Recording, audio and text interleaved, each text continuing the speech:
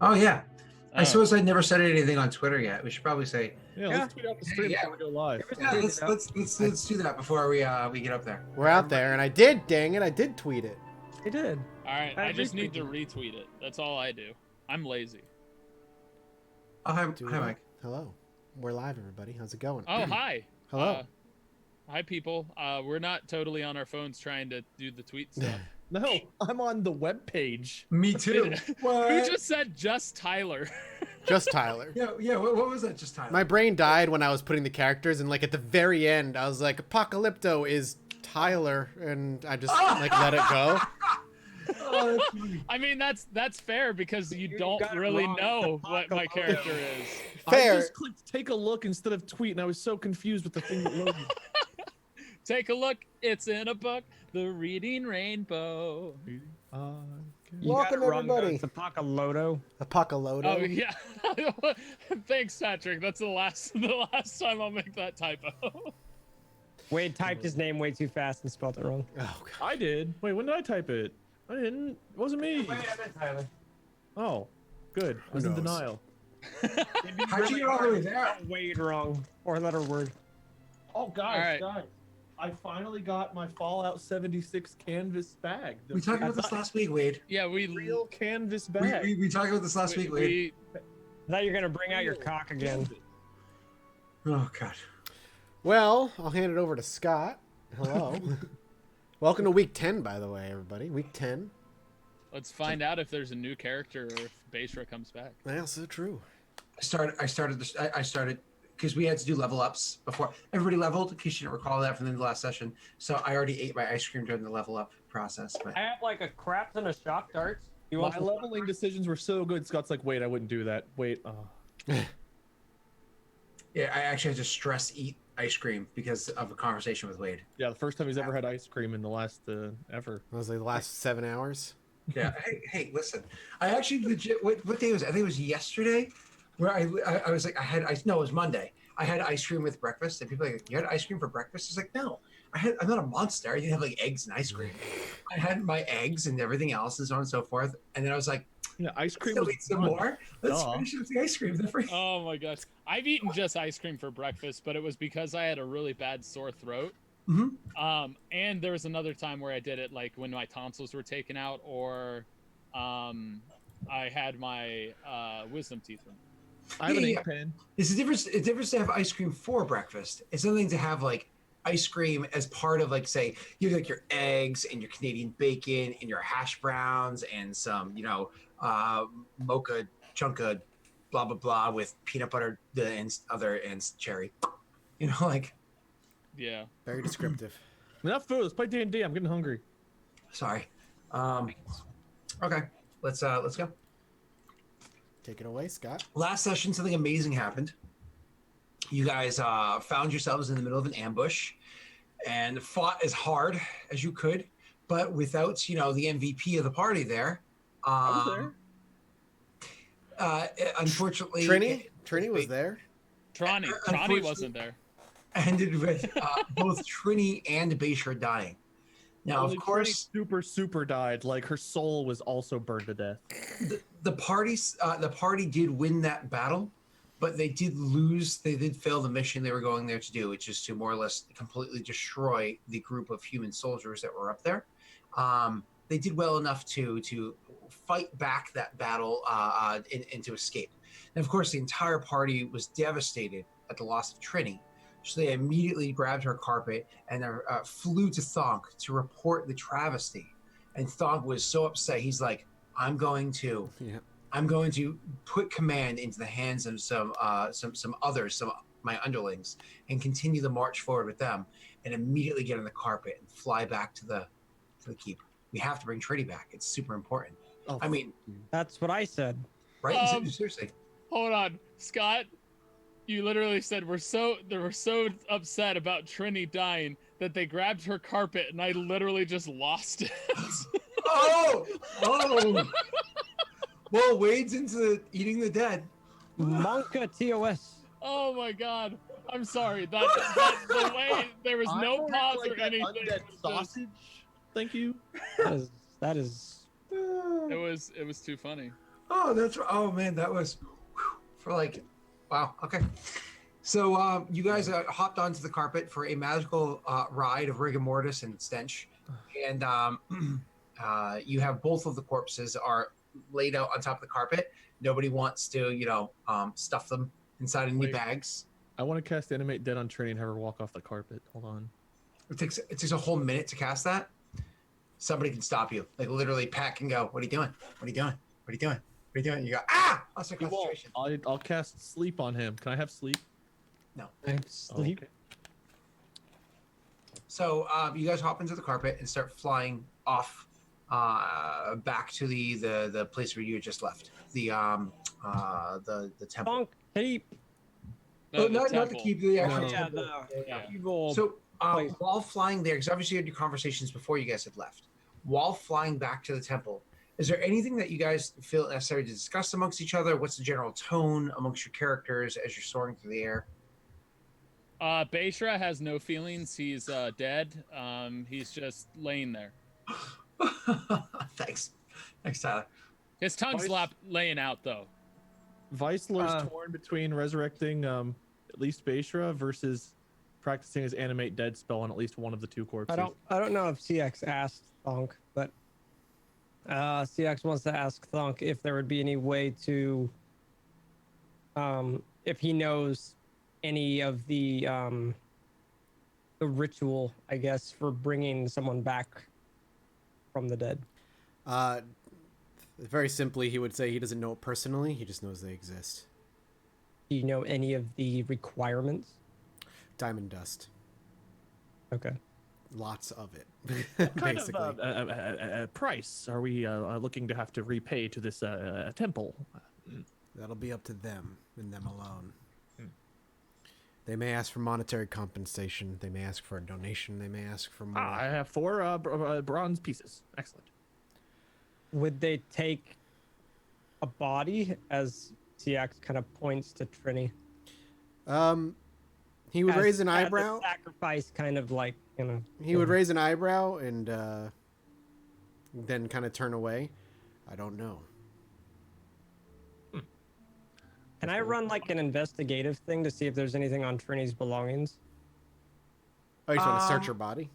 Search her body, search her bag. I assume that her bag was left on the carpet or with her carpet. Yeah. Feel free. Go right ahead, please, and thank you, sir. An investigation roll. So you go searching through her body and seeing if there was anything of significance on her.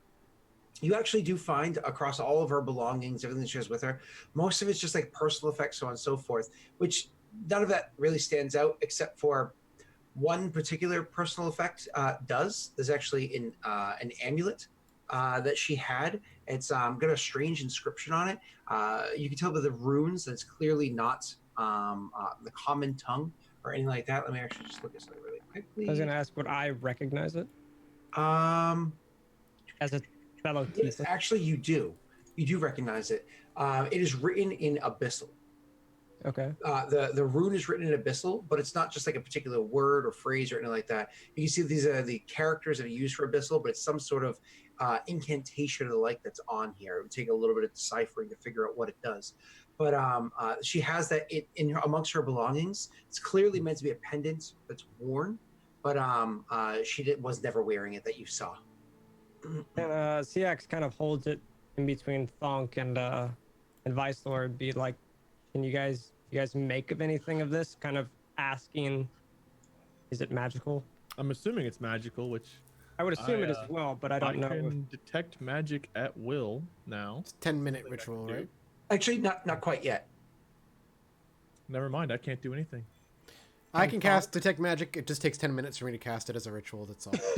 So it just take 10 minutes and I would be You've able to got do all it. your spells, we don't. So Fair. Yeah, I mean, I'll do it. I'll cast Detect Magic. So you cast Detect Magic, and you can immediately tell that this is radiating actually stronger magics than you would have expected, and it's radiating transmutation. Transmutation spells. I'm trying to think of like the general. Just it's like just a changing of physical appearances and shit, right? mean, yeah, physical appearance. If it's not real, it could be illusion.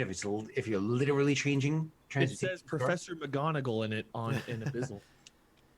I mean, Thonk would openly relay that information that he can detect transmutation magics on it, but beyond that, nothing specific. Can CX meditate, or not meditate, but like kind of focus?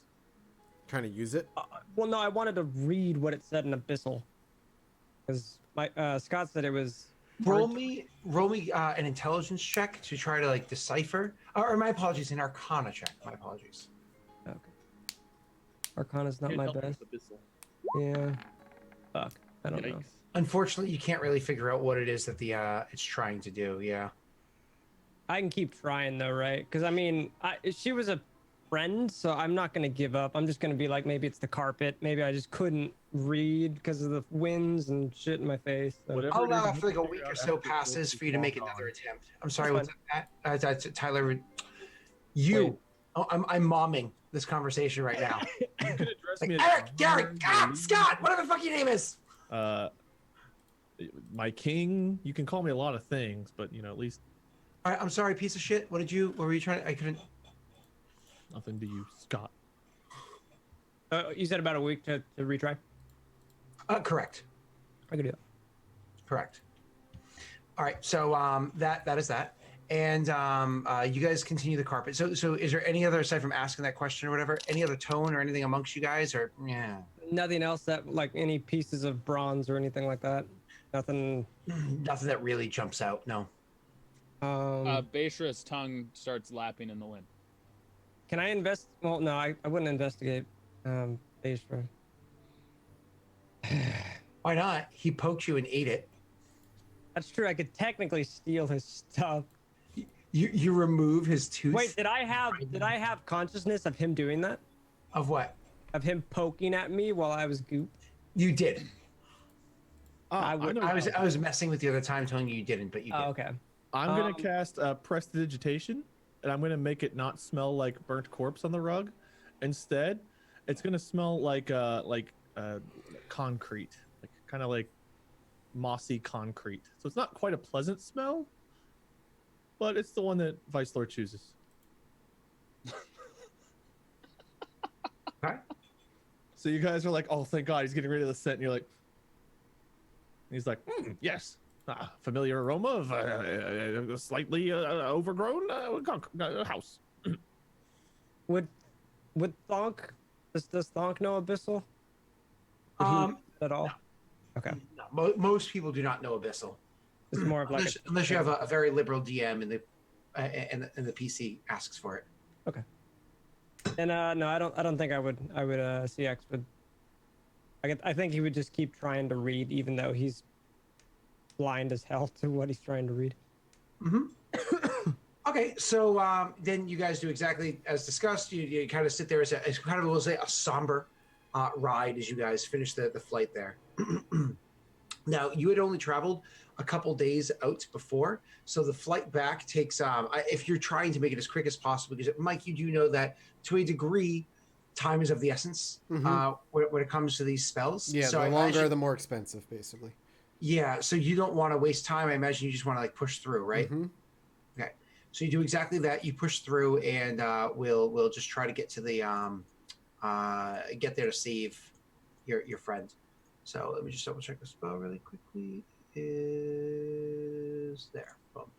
And how many? Yeah. Okay. Cool. We're good.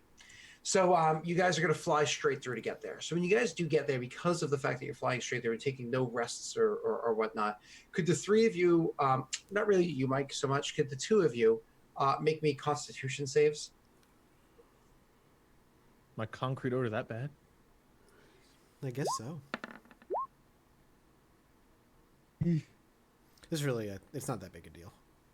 Oh, so the two of you just gain a it's actually Vice Lord doesn't, but Syax, you actually gain a point of exhaustion. Are you familiar with what exhaustion does? It's only 1 degree anyways. No. Okay. I like to fine. think it's the advantage I gain from my concrete smell.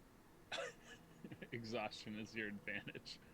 I don't have the exhaustion because I'm smelling the lovely overgrown concrete. Meant to make it concrete. Okay, yeah, Is this, yeah, is yeah. this standard concrete, like what Boston's pretty much made entirely out of, Definitely or not is it like Boston. hemp concrete? We're talking about like pure, like good concrete, not evil concrete. Well, hemp concrete is supposed to take a lot less water to create, which is better for the environment. Set twice as fast, which is good for This construction. is crappy Vicelor's village that got destroyed, but then he stayed in there by himself as it overgrew, and he didn't care for it. Concrete. Oh, okay. Well, all right. So the shitty stuff. Okay.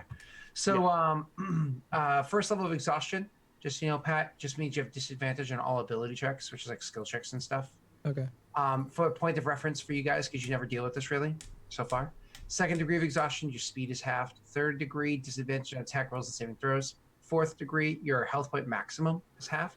Fifth degree, your speed is reduced to 0. And on sixth degree, we won't worry about that. Why are we exhausted?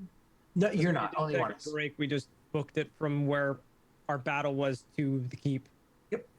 Without Oh, we resting. can't rest on the rug. No, not on We the flying decided carpet. not to.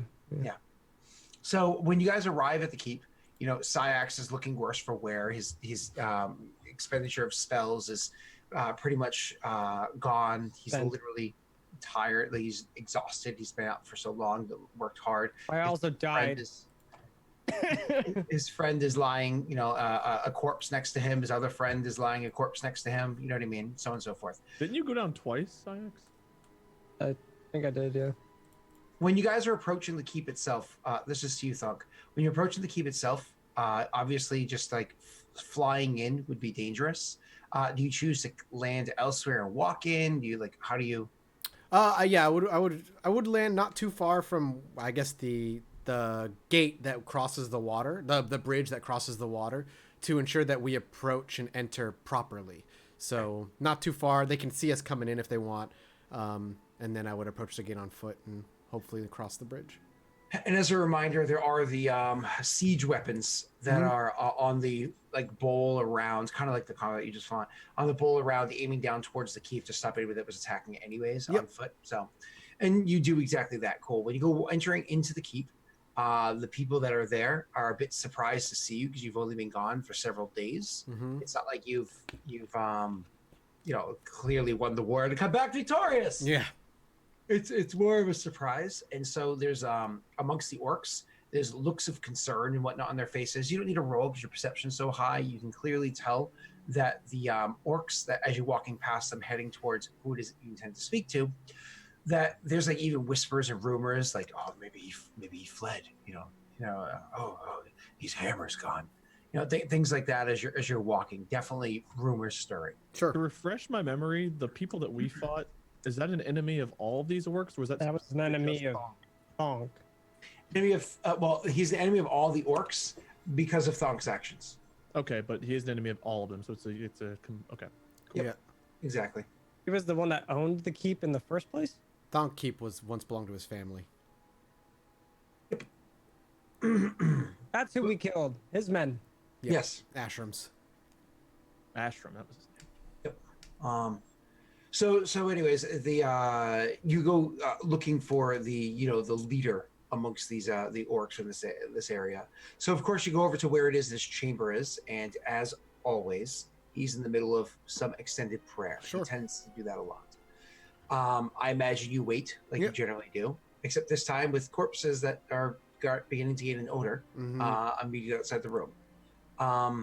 Others again walk by and so on and so forth, and you'll actually have an orc, a younger one, kind of approach and inquire as to what Did it we is. know that he was attacked last time? Was that something we all know? Mm-mm.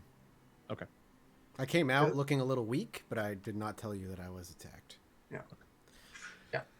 He came out looking like shit.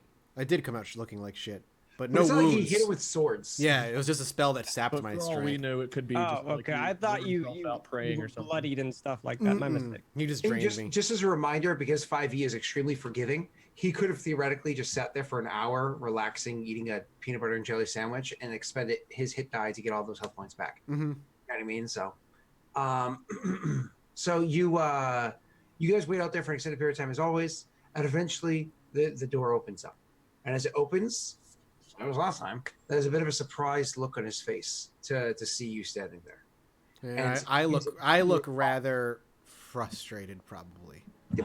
And so he sees you there, assesses the situation, sees the two corpses that are there as well, and says, "You failed already." The army continues to march. We had an ambush behind us. I sent the four of them to deal with it. 2 didn't survive, but the ambush was thwarted regardless. The hammer sits in the hands of an Orog, a sign of his leadership for the army as they continue to march toward Red Keep, and a sign to you that I'm not here to do what you believed me to do last time. He nods. He nods appreciatively at that. He just steps to the side, like kind of like opens the door a bit more and gestures for you to enter. Bodies too, or just me? He gestures. You do what you see fit. I mean, I'll look back to them and just kind of nod to bring the bodies in, like if that's okay with him. I'm not quite Do I sure need what to he's roll a looking for. strength check to like carry Baishra's body in, or I actually imagine you have both bodies laid out on the carpet. We have the and then, hard like, carpet. You hovering. have one They're hand just like touching the floating in. carpet. Okay, that makes sense. So actually, theoretically, they don't even need to carry it. Thonk could just do it if he wanted to, but I'll let you decide how you're going to play through this. Okay, I'll have the carpet floated in. But I will look over to my 2 companions and then back to him with a visible questioning look. Hollowed ground. He nods at your phrasing of hollowed ground and awaits your entrance. I walk in. DX looks at Bonk and says, "I'm gonna take a rest," Nods. and kind of just sits. Where? Yeah, like the bench or something, and just kind of like lean back. I don't even sit on the bench. I just kind of just prop up against like a corner of the hallway and just Sure. along the cobble. I mean, Vicelar has a decent understanding of religion. If you say hollowed ground, he wouldn't step in either unless you told him to. He would stop there as well. Same as last time, exactly. Well, I'm assuming they're speaking in Orcish. Yeah. So Likely. I probably wouldn't have understood what they said, but I don't even want to be part of that. I want to rest. I can feel the exhaustion. I imagine your character being back at this location, his idea of rest, he kind of like, pulls out like jumper cables for like a car and like a car battery and like clamps into his nipples and I like this. I mean, I enjoyed it so much last time. Anyway, so Asks, can I go back down? I mean, That wasn't at the temple. That was at the keep. no, that was Not here. at the keep. It was the People say you got temple. Tortured. I thought you meant the orgy. You mean the torture? Yeah, the torture Yeah. orgy. What's the difference? The torgy. Yeah, with the way he rolled, who fucking knows? Yeah. So I think anyways- Vicelar would just go rest as well.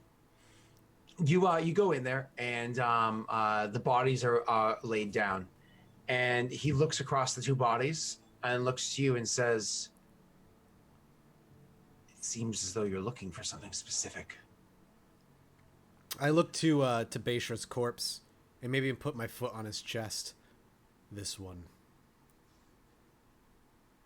He died too early. Task. What was that? Sorry. He did have a task. He did. How did he die? Taking care of the ambush as far as I understand. He led them there. With like his stick that he walks around with, whatnot, he kind of like nudges the body this way and that way. He sees like the various arrows stuck into him, the cuts and the scrapes and so on and so forth. While he's I don't doing think that, I will continue to speak. I did make it clear to the other 2 that should he be returned, his debt to the temple and to Grimish would be large. It certainly needs to be paid. As for the other, and I look to her, consider it a donation. He looks down at that, and it's one of those things where it's almost like you left garbage at his doorstep. I don't want it. It's garbage to me too. Thanks. Play with Well, it. you know, my trash day is Friday. Yours is Tuesday. It's Monday. You know. When he looks to me like that, maybe Thonk would just kind of look down. Perhaps your medical, or perhaps those practiced in medicine, could learn a thing or 2 from her body. She Or feed the torture victims. she is demon touched after all. He nods, kind of like brushing aside the conversation, like neither of us can be satisfied if this continues on. Yeah, I have a slight question. How rare are tieflings around where we are in this world? Where you are, actually not too terribly rare. because the Thayans, the nation that you're having a siege and whatnot, you're about to attack, they do all sorts of shit with demons, with devils specifically all the time. So they Okay, tend to be more in that region. But then also there's other regions of Faerun where there's lots of production of tieflings. But for the most part, most of Faerun, from where the first siege took place next to Red Keep, they seemed very only humans, and I didn't know how rare tieflings or whatever seemed to be. We seem to be an orc country here, is by what I mean. It's orc country here because of the actions of the last campaign. Of what happened with Thonk and all that but, stuff. But even prior to that, this region, over the course of history, not like a decade, but over the course of history, has been fought back and forth between orc and other race control for a long time. Okay. So, yeah. There's a little bit to the north and east of here where the Endless Wastes are, whatever it's called, is like where hordes upon hordes upon hordes of orcs are always living. It's like rolling plains of angry people. So sorry, just No, you're good. general curiosity. Get that world building, baby. you're perfectly fine. So the go back to he moves away from that conversation because kind of like nods, brushing it aside, and then he says, "I'll bring him back, but as you said, there is a payment that needs to be made, not just by him." What is it that you need of me? I now see that it need not be in your hand, because you can leave it with who it is that you please. And you would like it. Only appropriate to be in the hands of the one that is going to win this war and bring true success, to bring justice in the name of all orcs. There's a moment. I agree. There's like this several moment period where the two of you are kind of like eyeing each other. It's almost one of those like test of will kind of moments. And then he nods and says, "And do you think he understands when the call comes to him that there will be a cost, that such things do not come free? Or will it be a shock upon his arrival?" If I'm to be honest, I believe it'll be quite the shock. Can't you commune with him? He can. I know he can. He can speak with dead. Yeah, I don't have that. I thought Thonk had that. I apologize. Thonk can speak with dead. I have it? Yeah, it's like a 3rd level spell. Oh yeah, you're right. I don't have it prepped though.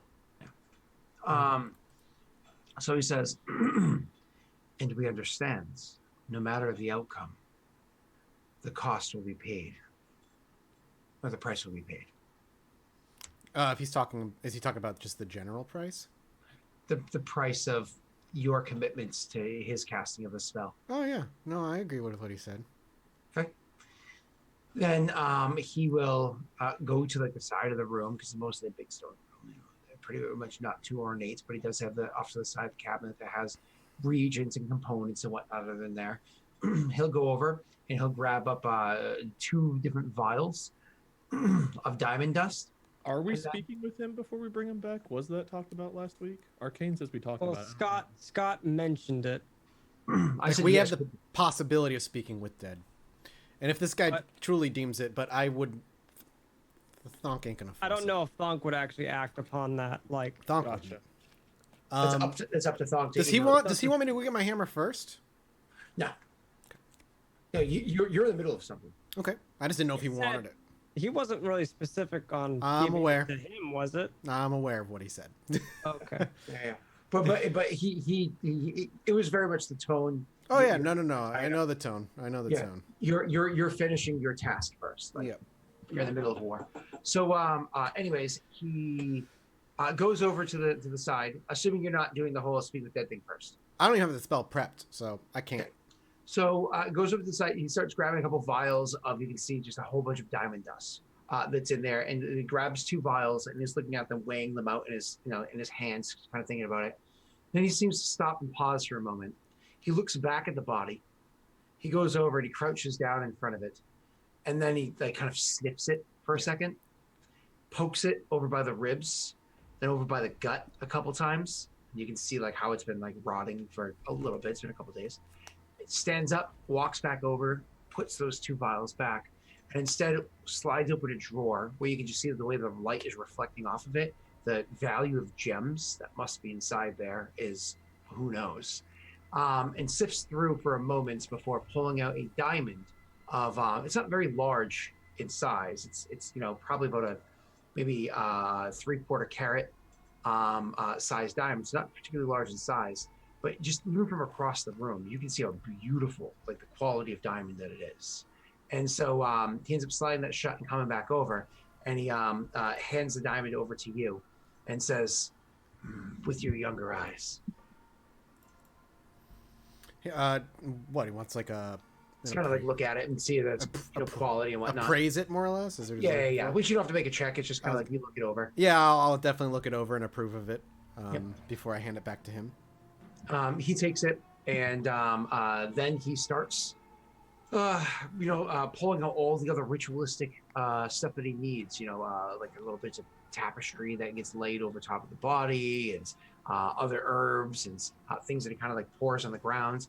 It takes him about a minute or so to finish setting stuff, pulling the stuff out. 10 minutes after that or so of like setting the stuff up around him, and then finally he has you start like lighting some candles. And when everything's said and done, he goes over and he takes the diamond, and like right above like where the eyebrow meets, just above that spot there, he takes the diamond and like presses it into the skin just enough that it stays up right on its own, and then with the butt of his staff knocks it in, so the diamond's like pressed into his forehead.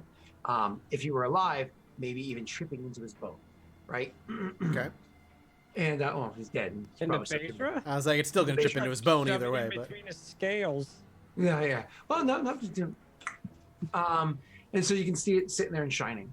Then he starts really kicking into the ritual. The rest of the ritual takes about 45 minutes or so of him just kind of like falling into himself. No scripts out, no tomes. You know what this is like. He's just dancing. When you fall into the fervor of asking not small things but large favors of Grumsh, you know how it is. It's almost as you seek for the answers to Grumsh, how to ask the question just kind of formulates in your mind and mouth, and just kind of like pours from you. And you can see this almost like possessed state take over him as he's just like the words that he's saying. Sometimes you understand, other times you don't, and so on, as you're watching this ritual take place. There are points in time where if you choose to, you're like, this ritual touches upon other more familiar rituals or practices that you're welcome to like join into if you wish to, but you don't necessarily have to. oh yeah, Thonk would though. Okay, can you do me a favor? Then can you roll me a religion check? Sure. 12. Okay. Not bad.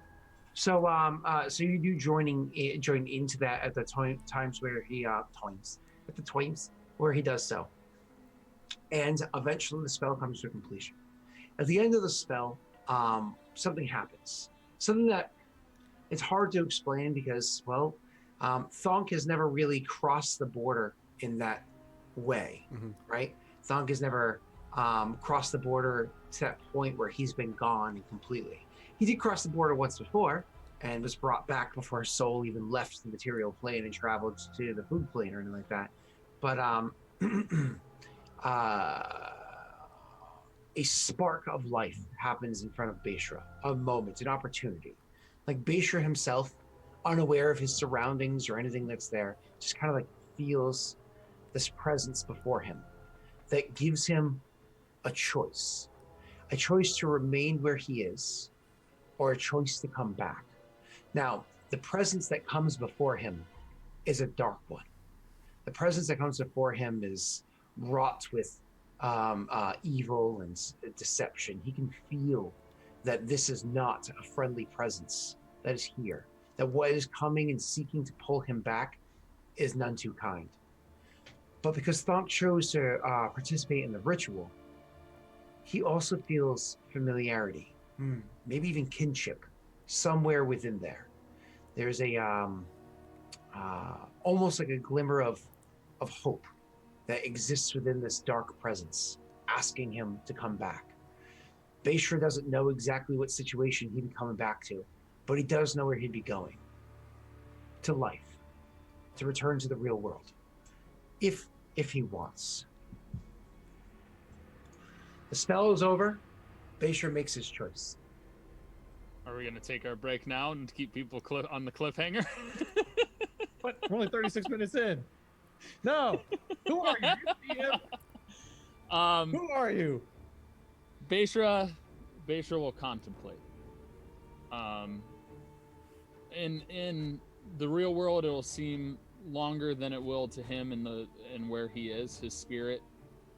But in the end, Bayshra had made his choice long before this had happened. He's a survivor. He's always been a guy who fights his way back. He's been a guy who has had purpose and had meaning and has the idea of tasks incomplete and things he needs to do. And while he'd be happy with it the way he died, he felt like he was cheated. And almost as if reluctantly, he accepts. That dark presence envelops Bayshra's spirit, Bayshra's soul, and you can just feel it kind of grabbing all around him. That presence has a certain taste to it. You can literally taste and smell. You can feel the orcish presence as soon as it grapples at you. But it's not like orcish as in like material realm, a typical orc that you come across. We're talking something spectral, something dark and beyond what typical mortal is capable of being. Anyways, it grabs at his soul and starts pulling it back through the plains all the way until it's thrown into the corpse. And you can literally see Bayshra, poor Bayshra, coming back with his called summoning sickness. No, coming back with the only 1 health point. All of the wounds that are on his body still there. And coming back with, God, this splitting migraine, this turning stomach, his soul literally feeling awkward in his body not quite feeling there. We've all had those moments in real life where you just kind of somebody's talking at you and then you blink and you're like, huh? And like they have to say it again and you're like, what? And they say it that third time and like you really finally get it. Not just because you were spacing out, because you're like legitimately like elsewhere. We've also had those moments where you almost have like that out of body experience where you just kind of like realize like you don't feel like you feel like somebody who's watching the actions of you through your eyes. Like it is all these horrible experiences together combined into Bayshra. Except as he comes to his being, as he wakes up and opens his eyes for the first time, he's quickly going to realize this isn't something that's going to blink away in 3 or 4 seconds after the first sip of coffee. This is something that's going to last with him for a while. And it's going to be very uncomfortable. Bayshra, you immediately wake up, eyes open. The reawakening is not a pleasant one. It is very, very jarring, and you feel all of the pains that brought you here in the immediate memories that you had. You know, they say your life flashes before your eyes before you die. It's actually kind of the opposite. Your death flashes before your eyes as you come back to life. And so that whole battle, all the horrors of it, the fires going off over there, the screams of somebody familiar dying, every wound, every bit of it is thrown down into like a 2-second a window of just like horror that you experience as you come back. Remembering exactly when Bayshra died, he thinks he's in the midst of battle and jumps to his feet as quickly as he can despite the pain and draws his dagger ready to attack whoever's nearest by. I mean, the person that's nearest to you is the old man. He will actually make an attempt to attack. You are more than welcome to do that. He's, of course, not caught off guard. He's brought back warriors before, so no advantage or anything like that to the attack. I will warn you, you have a -4 to your attack roll. All right. Well, it's going to be the dagger of venom without venom on it, so. Of course, because you just have to. Yep. All right. 90-20. God, too bad. Actually, that is an extremely high chance to hit, even with a -4, sir. So it's a 22. Yeah, you hit. All right, so I'll roll my damage then. Please do. So it's just 8 Mm-hmm. because there's no poison. I mean, I don't know. Mike's there. Mike's adjacent to him. Mike's considered an ally, and he's adjacent. Does that count as sneak attack? Is this a threatening? Mike, are you threatening? Does this count as a sneak attack or no? Do I roll sneak attack damage? Mike, do you count that? Are you threatening him as he jumps up and goes? Are you like, yeah? I kind of am a little bit like, yeah, do it. There is a part of me that is like watching with interest, but he wouldn't be actively like helping him attack, if that makes. So I mean, if that counts as like sneak attack, then I doubt he would get a sneak attack. Mike is trying to have the best of both worlds. He's like, I want him to do the extra damage. Well, no, I'm not going to get him to do the extra damage. I'm just letting you know. While he may be watching with interest, Thonk would not actively be helping him attack. Okay. All right, Scott. Here's the venom. Here's the honest question, though: does the guy I just attacked feel threatened by him? Because if he feels threatened by him still, then I That would bitch get he the- dropped in one spell. Yeah. So that's the only question. Does he think that he might attack? That's the ultimate question. I imagine no. Okay, so then it's only the 8. So you hit him with 8 points of damage, and it is a very, very uncomfortable experience. So you come at him, you're like, you attack him with the thing, and literally your dagger jabs into the shoulder. Problem is, you were so thrown off, you didn't know what was going on. It's not like you jabbed into the left side of the shoulder over here. The heart was actually the right shoulder. It was way out there, so it hurt, but it wasn't like a killing blow by any stretch, even for the feeble old man. And so he's just like, as he feels the pain, and immediately afterwards, he's going to reach out and cast a spell on you. All right. I need you to make for me, sir, hold on, a will save. Oh no, he's gonna die immediately. What's a will save? A wisdom save. Wisdom save. All right. All right, that's probably not going to kill him then. It's probably just control him. I mean, 19 is high. That's a natural 19. I don't have any benefits. Well, nice. He reached out and touched you, but he also said the word sit. However, it was a command. That's what he had cast. Okay. But he was just kind of like just placing his hand onto you. He said sit, but you didn't end up sitting. You actually were able to resist the spell in its entirety. So when you don't sit down, something else happens. Thonk, perception check. The old man shits. 22. You see that with his hand as he reached out, being like, sit, the command spell. You could feel the presence of the command. But my daughter has a new thing. She doesn't just like to throw 1 or 2 books. She likes to throw as many out of her bed as possible. like, Mommy, You it's thought about happening. getting her a shelf so she doesn't just sleep with all these books? What was that? You thought about getting her like a shelf so she doesn't just sleep with all of her books? She has bookcases Sure. full of books. But she's like, I want more books in my bed. And she'll legit have like, and you know how thin kids' books are, like a stack of books. And she puts them in her bed and she like lines up the corner or she plays them out. And So she can throw them all out. no, because she like reads them to herself and she makes up stories and whatnot. And you realize I played Dungeons and Dragons for my 3.5 years. Right, exactly. Like She has an imagination. We play Dungeons. Anyways, so we my apologies, my brain's not working. You see his hand glows for a moment as all of a sudden a little burst of energy comes out and hits poor Tyler in the chest. And pay no mind to this number. Tyler took 9 points of damage, which all you have to know is that it drops you down to 0, which means you fall unconscious. Yep. So he falls unconscious, which technically means he'll have to make a death save in a moment. yeah, So Thonk, you just saw him do that. Sit, doesn't sit, right to the chest, falls. And then he looks to you angrily as he grabs a dagger and pulls it out and says, you handle this. Drops the dagger onto the ground and then walks out of the room. Is there a poop trail? No, there's no. I'll kind of like Wait, gingerly. Wait. Let's be clear for a second. He's an old man. He Yeah. has dependents.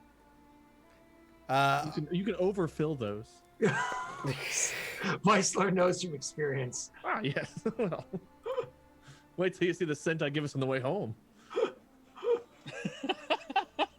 I'll just take a knee next to him and cast Spare the Dying, which will just stabilize him, so he doesn't have to do anything. You don't have to worry about death saves. Kind of pick up the dagger and just toss it at the side of the room, and any other weapons that Basher might have on him, just kind of unstrap them and place them a distance away. So when he gets to, just let him get his bearings a little bit, and place his body on the carpet and have the carpet float out of the room back into the hallway where I have a Viceroy. dumb question, because I'm just also curious Right. about this. Are you leaving my stuff in the room? I'll gather it, but I'm gonna carry it separately from you. Since the puts it in last the bag.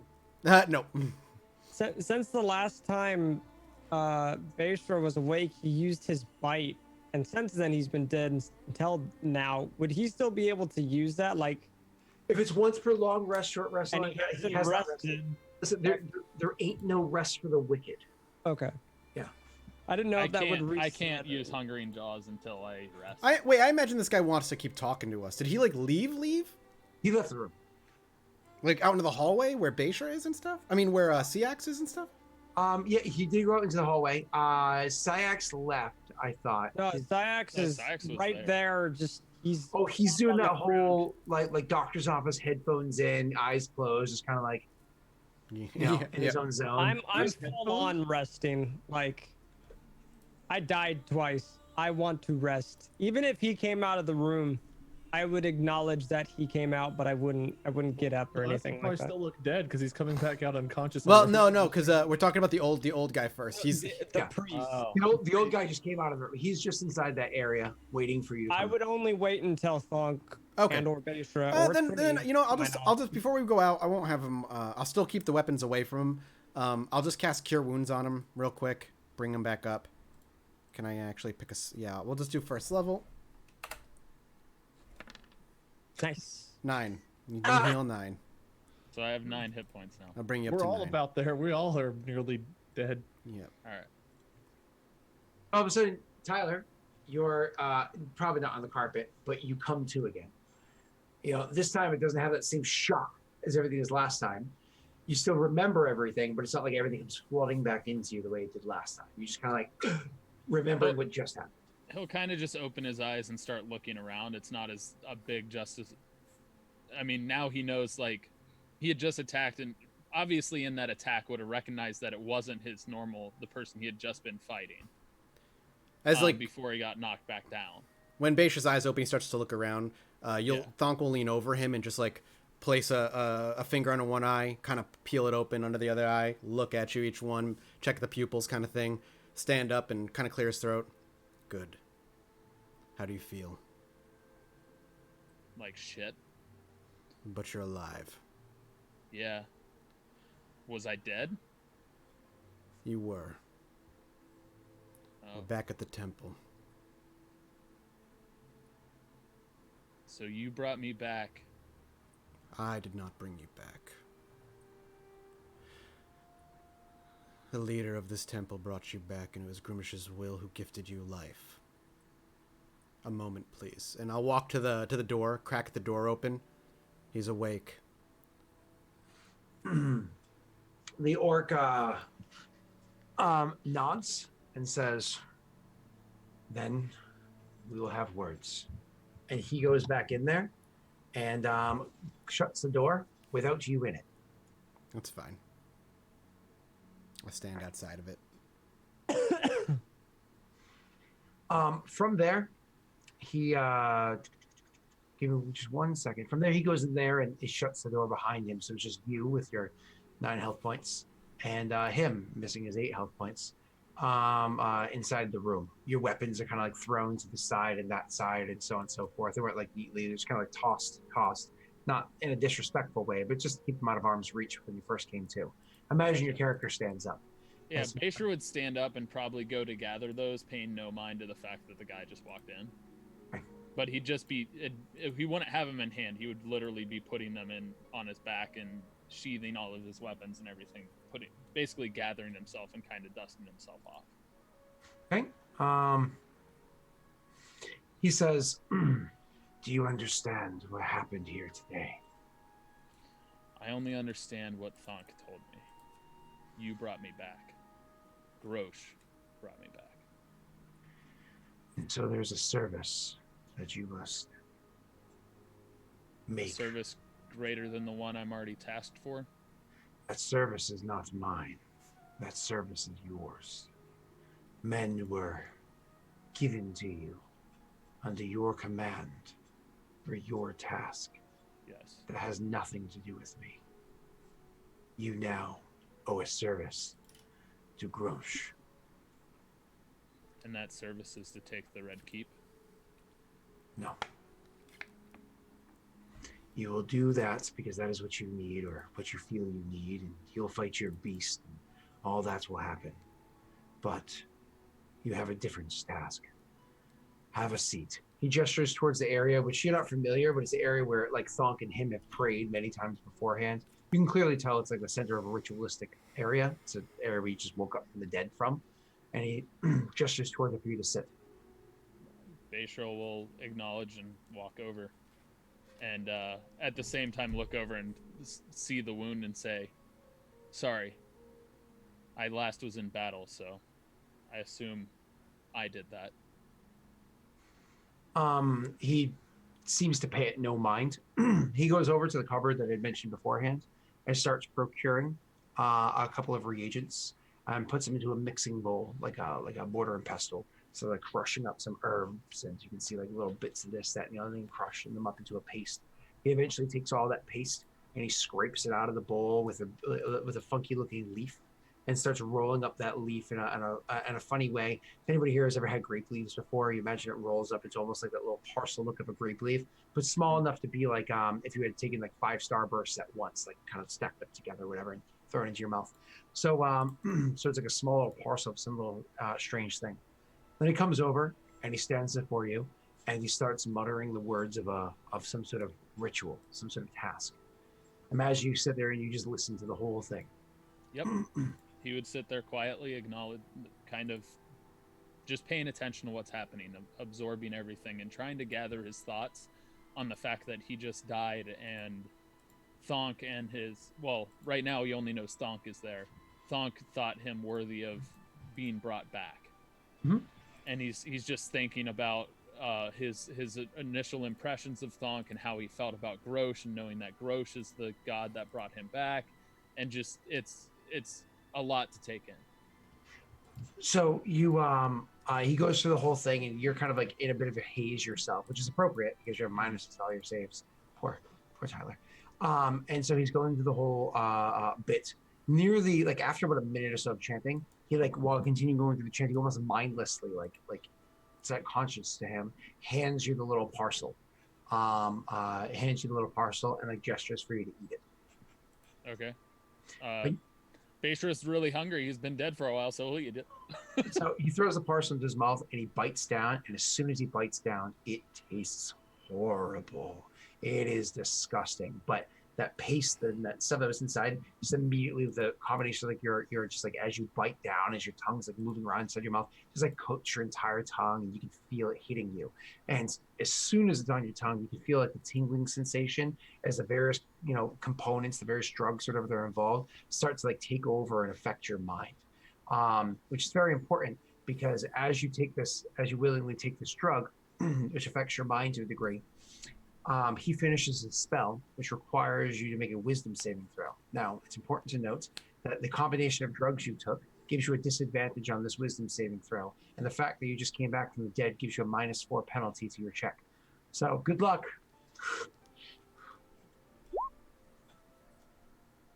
I was expecting him to roll double natty 20. So it's an 11. Because that's what Tyler does. Yeah. That's still. I mean, I already rolled 2 19s, so and rolling a 15 is not that bad, but the -4 makes it an 11. So as he finishes the incantation, all of a sudden, like he stops. Everything around you stops. Everything seems to just come, like the whole world comes to a still between the two of you. And even like his motions, the movements, and everything he was doing, they just seem to stop in a posture that seems, especially for a decrepit old man, It'd be uncomfortable, very difficult to maintain that position. I mean, despite the fact that both of you seem frozen effectively in time, his mouth continues to move. His eyes aren't even looking at you. It's still semi-rolled back into his head and the incantation, but his mouth continues to move as he speaks to you. And he says, I place upon you a task. Your task is this. You are to watch Thonk in his every move, to be a spy in the eyes of Grumsh, to be the very eye of Grumsh himself, and to report back to me his actions. Should Thonk ever take any action, aggression, or make his intentions, aggressive or otherwise, against myself, the people under my commands, or anybody of Thonk Keep, this temple, or these lands, you are not only to just report it to me, but to then end his life. And then as that finishes, two things happen. One, the geas that he put upon you is set completely into place. So you have a compulsive spell that is put on you that requires you to do this. And if you do not act in a manner directly according to the spell, you take lots of psychic damage for not doing it. But the failed wisdom saving throw means that you're actually charmed by him as well. So actually the words that you just heard were of a friend of yours, just as any other charm spell. He is actually a friendly person, and his request to you is not ridiculous. It actually makes sense to you. He's a friend coming to you because he understands that Thonk might not be exactly Grumsh's guy. He might be an outlier.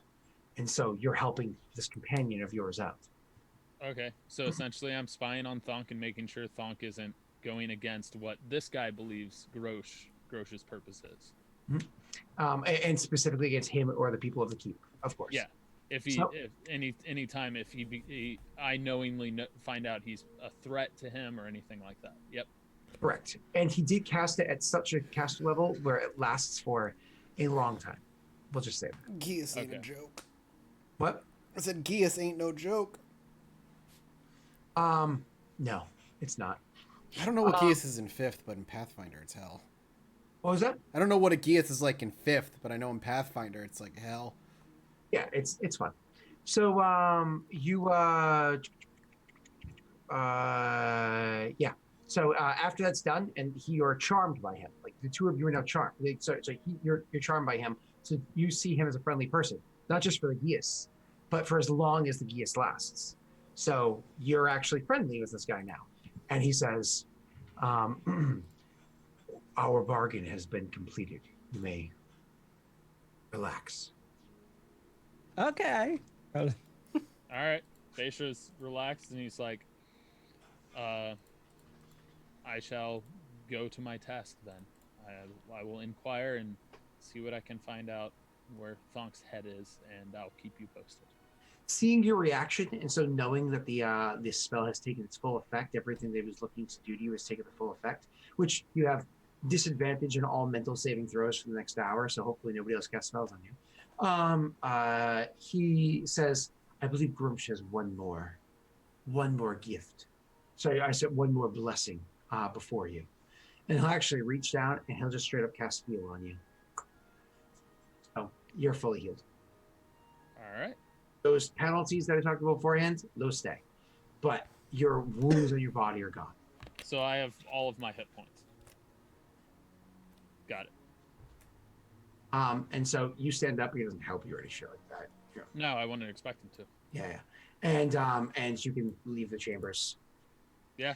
Now, before you leave the chambers, out there, Thunk, he had stormed out angrily because the stab in the chest. Mm-hmm. He didn't expect that. Like he didn't, you know. And you went out there with the other two. Did you have words with them, or did you just kind of like pensively like stand there quietly waiting? I would stay there quietly unless they ask questions, but beyond I that. imagine we were passed out. We were pretty close to dead ourselves. Oh, it's one of those moments where they're both on the bench and they're just like, No. CX is like CX is on the ground, kind of like in a corner. I assume this kind of like leads up to like a window at the end of a hall. CX is kind of in that corner, got kind of his robes, kind of like this kind of a thing. Kind of like a really long into train ride or bus all ride. of his valuables, kind of like coin in hand, kind of like. Also sleeping on his back with his legs up against the wall, but his robes have fallen just a little bit too far down to be comfortable to walk by him. Well, since you guys aren't really conversing, but we're going to take a break before we come back with Bayshore coming out there and have the conversation wherever he chooses to have. He doesn't know he's charmed. He doesn't know that he has a geas on him. He doesn't know any of that stuff. What he knows is he has a task, that he's going to do that task because his friend asked him to do it, and so on and so forth. But I do have to say that last night on stream, I was talking about having some scotch, and somebody literally just donated enough for me to go and buy a bottle of my favorite scotch. So I'm going to go get my whiskey stones and a snifter and pour myself some scotch. Excited? All right. All right, we'll be back in a few minutes then. Scott's gonna go get drunk. We'll see you soon.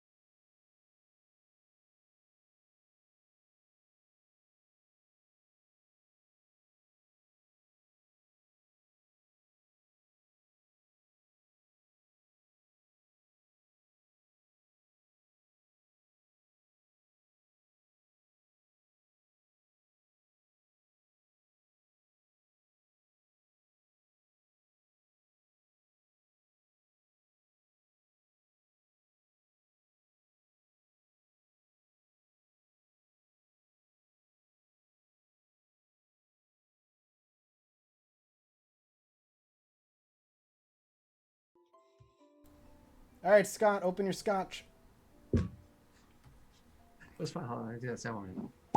There you That go. was much better. I was just hearing like conk. Drinking that booze.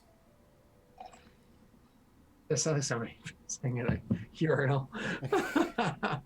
Oh, I was Beisha listening. is breathing again. He may or may not be under the influence of something. Or someone.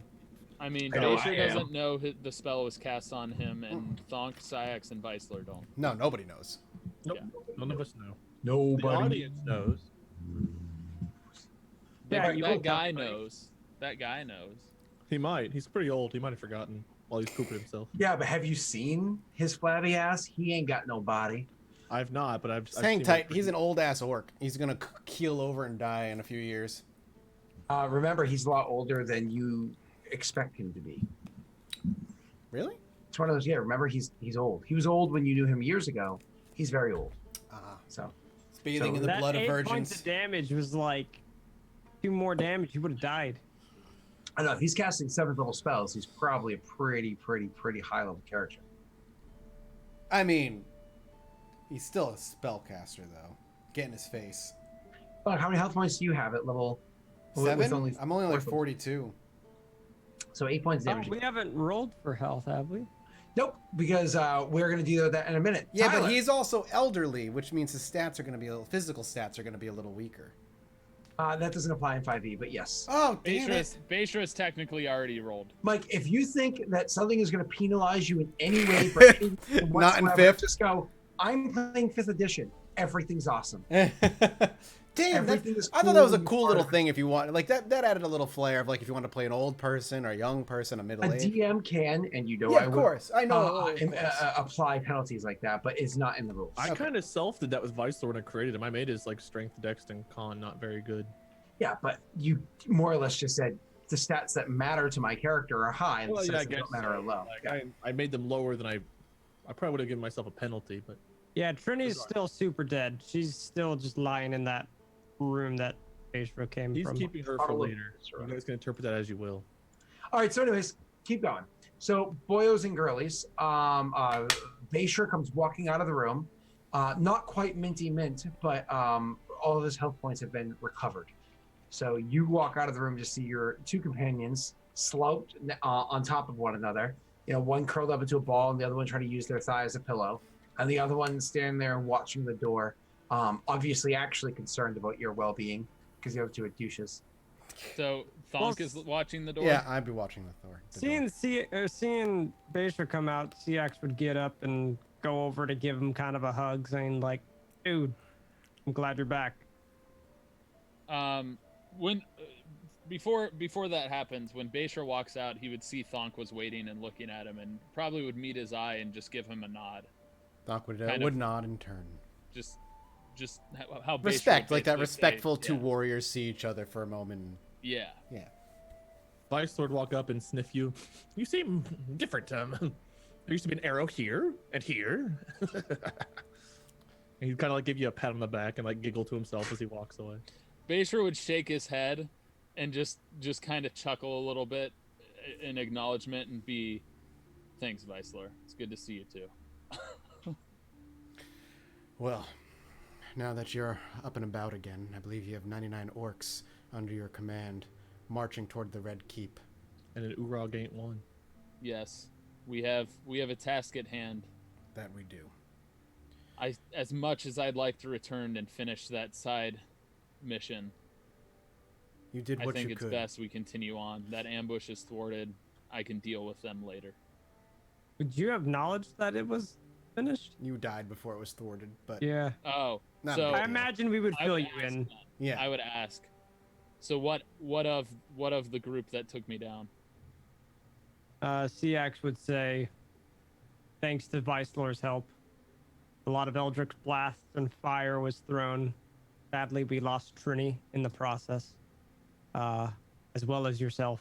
But of the archers, we destroyed many. Cowards hid, and we recovered your Reinforcements body. were on the way. They were sending more men toward the location. We had to get out, for we were With also that, death. with the reinforcements on the way. You were our top priority. So we recovered your body as well as Trini's and came here. I've Went to never get Thonk, had- of course. But Beishra will just say, I've never had ones that would have cared enough to take me with them, dead or alive. It's Yak slaps you on the back. Don't worry, I took care of those captains for you. Beishra will just give him a side eye and be like, "You went down twice. I may have died, but you were down more than I." Yeah. We still had to bring your ass here. Basically, continuing the Rivalry. yeah. The axe would giggle, slap you on the back. I guess we can call it even then. And then he would say, "We'll train later, but we must get back. We have a task at hand." And I acknowledge the fact that you and Vicelor are injured. And Thonk, where's your hammer? Left it in the hands of one of the Orogs. It'll be there upon my return. Didn't want Best there to to get be. back then and take care of the task. Yep. Nodding, Thonk will just immediately walk past all of you and start heading toward the outdoors with the carpet in tow. Beishra would slowly walk with and kind of meander to talk to Siax and Vicelor more about what had occurred since his death.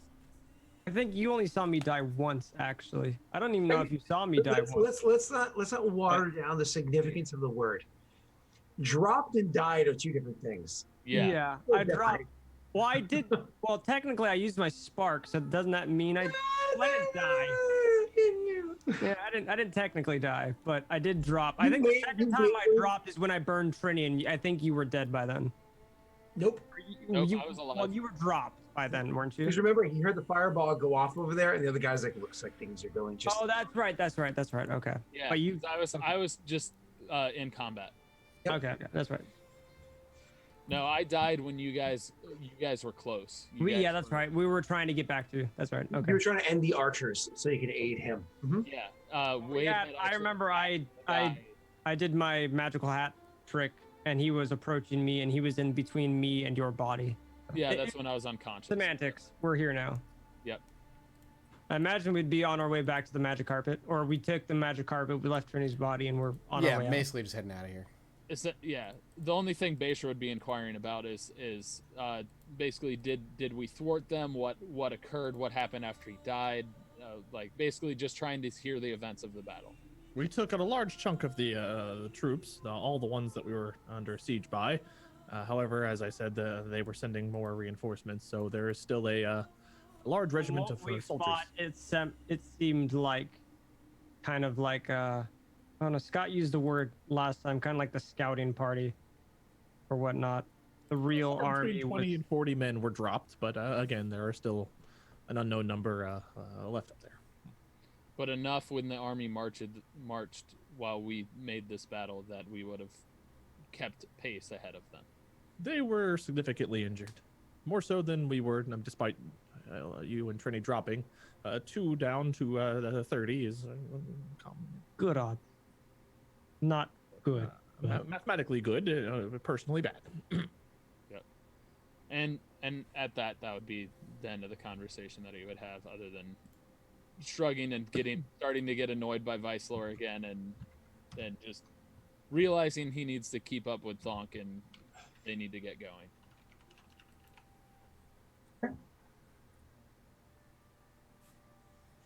Oh yeah, my bee stinger. You I don't totally have it forgot yet. about It that. has to be tomorrow that you get it. Don't forget, it lasts for 10 minutes, and then it goes away. Oh, it does. Okay.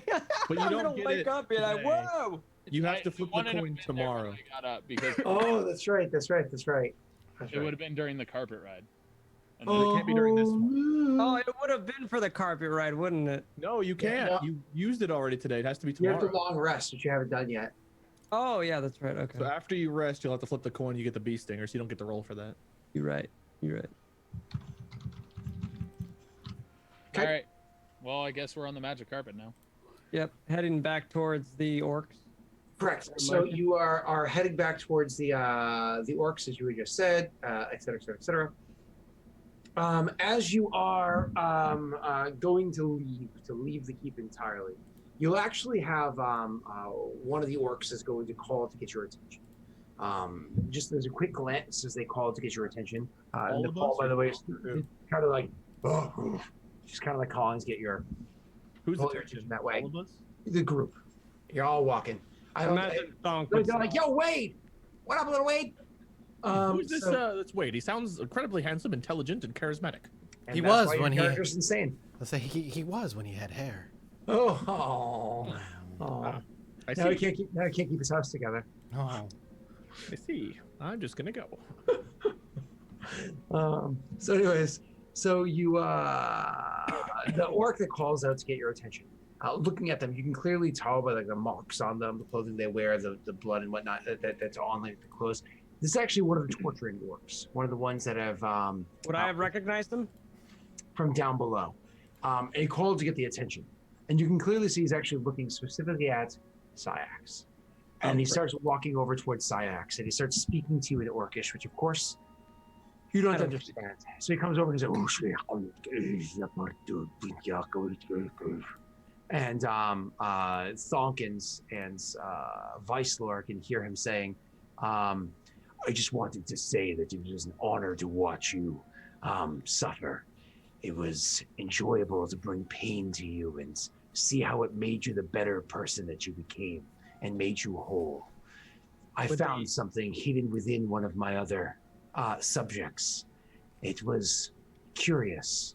I thought you might like it. And he actually, so after the whole time, you just hear, Just a bunch of grunts, basically. it's just a bunch of grunts. All of a sudden, he reaches behind, he pulls out a gun. No, and he pulls out, it looks to be a strange looking mask. It's brass in color, and it's covered in soot all over, like down one of the cheeks. It's covered in soot, and it's kind of like on the other side, it's like splattered, like little bits of soot, kind of like splattered on the other side, like kind of like you see effects in like digital art. And it has an elegant ruby embedded right into the forehead of the mask. Actually, funny enough for Thunk, right where the elegant ruby is put, it's just above where the diamond was placed into Bayshore just an hour or so ago. And the spell was done. Question, is that still there or is it gone? Oh no! It dissolved into your skull and actually became a part of who you are. It became the channel that pulled your soul back into yourself. DX would graciously take the mask and, what is it the hand over the heart that orcs do? Mike, what do your orcs do? I always forget. For what? They're your What orcs. is like the greeting or like the thanks that orcs would do? Would I have known it or seen it in like? Yeah, there's probably like a weird salute that they do or something along I those would just lines. do one bang of my these. chest over my heart and Yeah, kinda that's like, exactly what it is. They lick their thumb and they give you a thumbs up. They probably just like put their fist over. They probably put their fist over where like you see the mark from my eye. Probably. That's what something I along those figured. lines. I would kind of like bang across that and hold it and kind of like bow to him. I wouldn't know what he would say, but I would assume Vicelor and Thunk would. You get a mask for getting his rocks off as he poked you. Fascinating.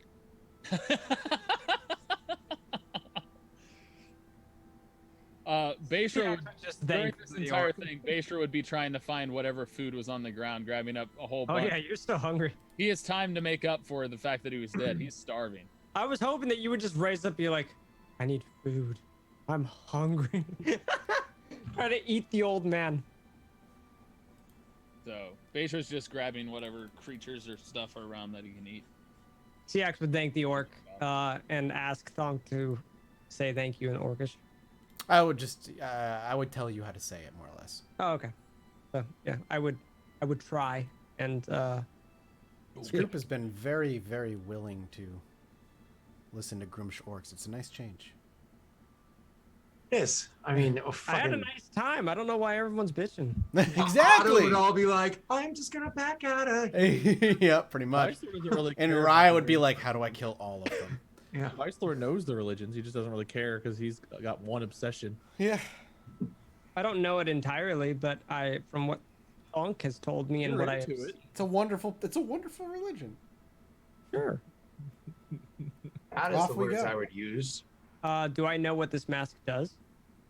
You do not. You just Aside see from that its it's mask. Would I be able to ask Thunk and or Wade if they know Thonk anything would not about it? know either, but he could ask for you. Or he could just say, "Speak." Oh, to yeah, the, would I to the be able dumb, to- to the orc. He would just. I think he meant ask one of you guys to detect magic. Yeah, detect magic. Oh, sure. I Would can you detect guys- magic. I technically can't yet until we rest. I Well, can. you know, so it's one of those things where he's like, Thon, can you see blah blah blah blah, and it's not goes start can't. As we thank him and start walking away, I'd be like, "Hey, do you guys? Is this mask that he gave me? Is it magically imbued?" I believe imagine it's that, worn on the face. I imagine Vicelor. I think it's one on the face. I imagine Vicelor at this point, as he kind of like looks at the mask, he like looks at it, says his little comment, but then like you're looking at it, and it's kind of like you feel something a little funny, Wade, and you kind of look at the mask, and then you like blink once or twice, maybe one eye at a time, and then just kind of like you focus as like once again your connection to that creature becomes a little bit stronger as you've worn its ear for as long as you have. And kind of like how the fabrics of reality can be manipulated by that creature, you almost feel like you can almost reach into and feel the fabrics of magic stronger. You play with this thought for a couple of moments, and all of a sudden you break through and you start to see the magic swirling around all of you. It goes away for a couple moments. Imagine the reaction as you're making now. You see that? And then- I see that. Yes. And then you focus one more time and you're able to see all the magical auras around you. There's a lot, and it's a little confusing and jarring, but they're there. It's indeed magical. Fascinating. I'm assuming I can't tell what it does without some kind of roll. Arcana checks,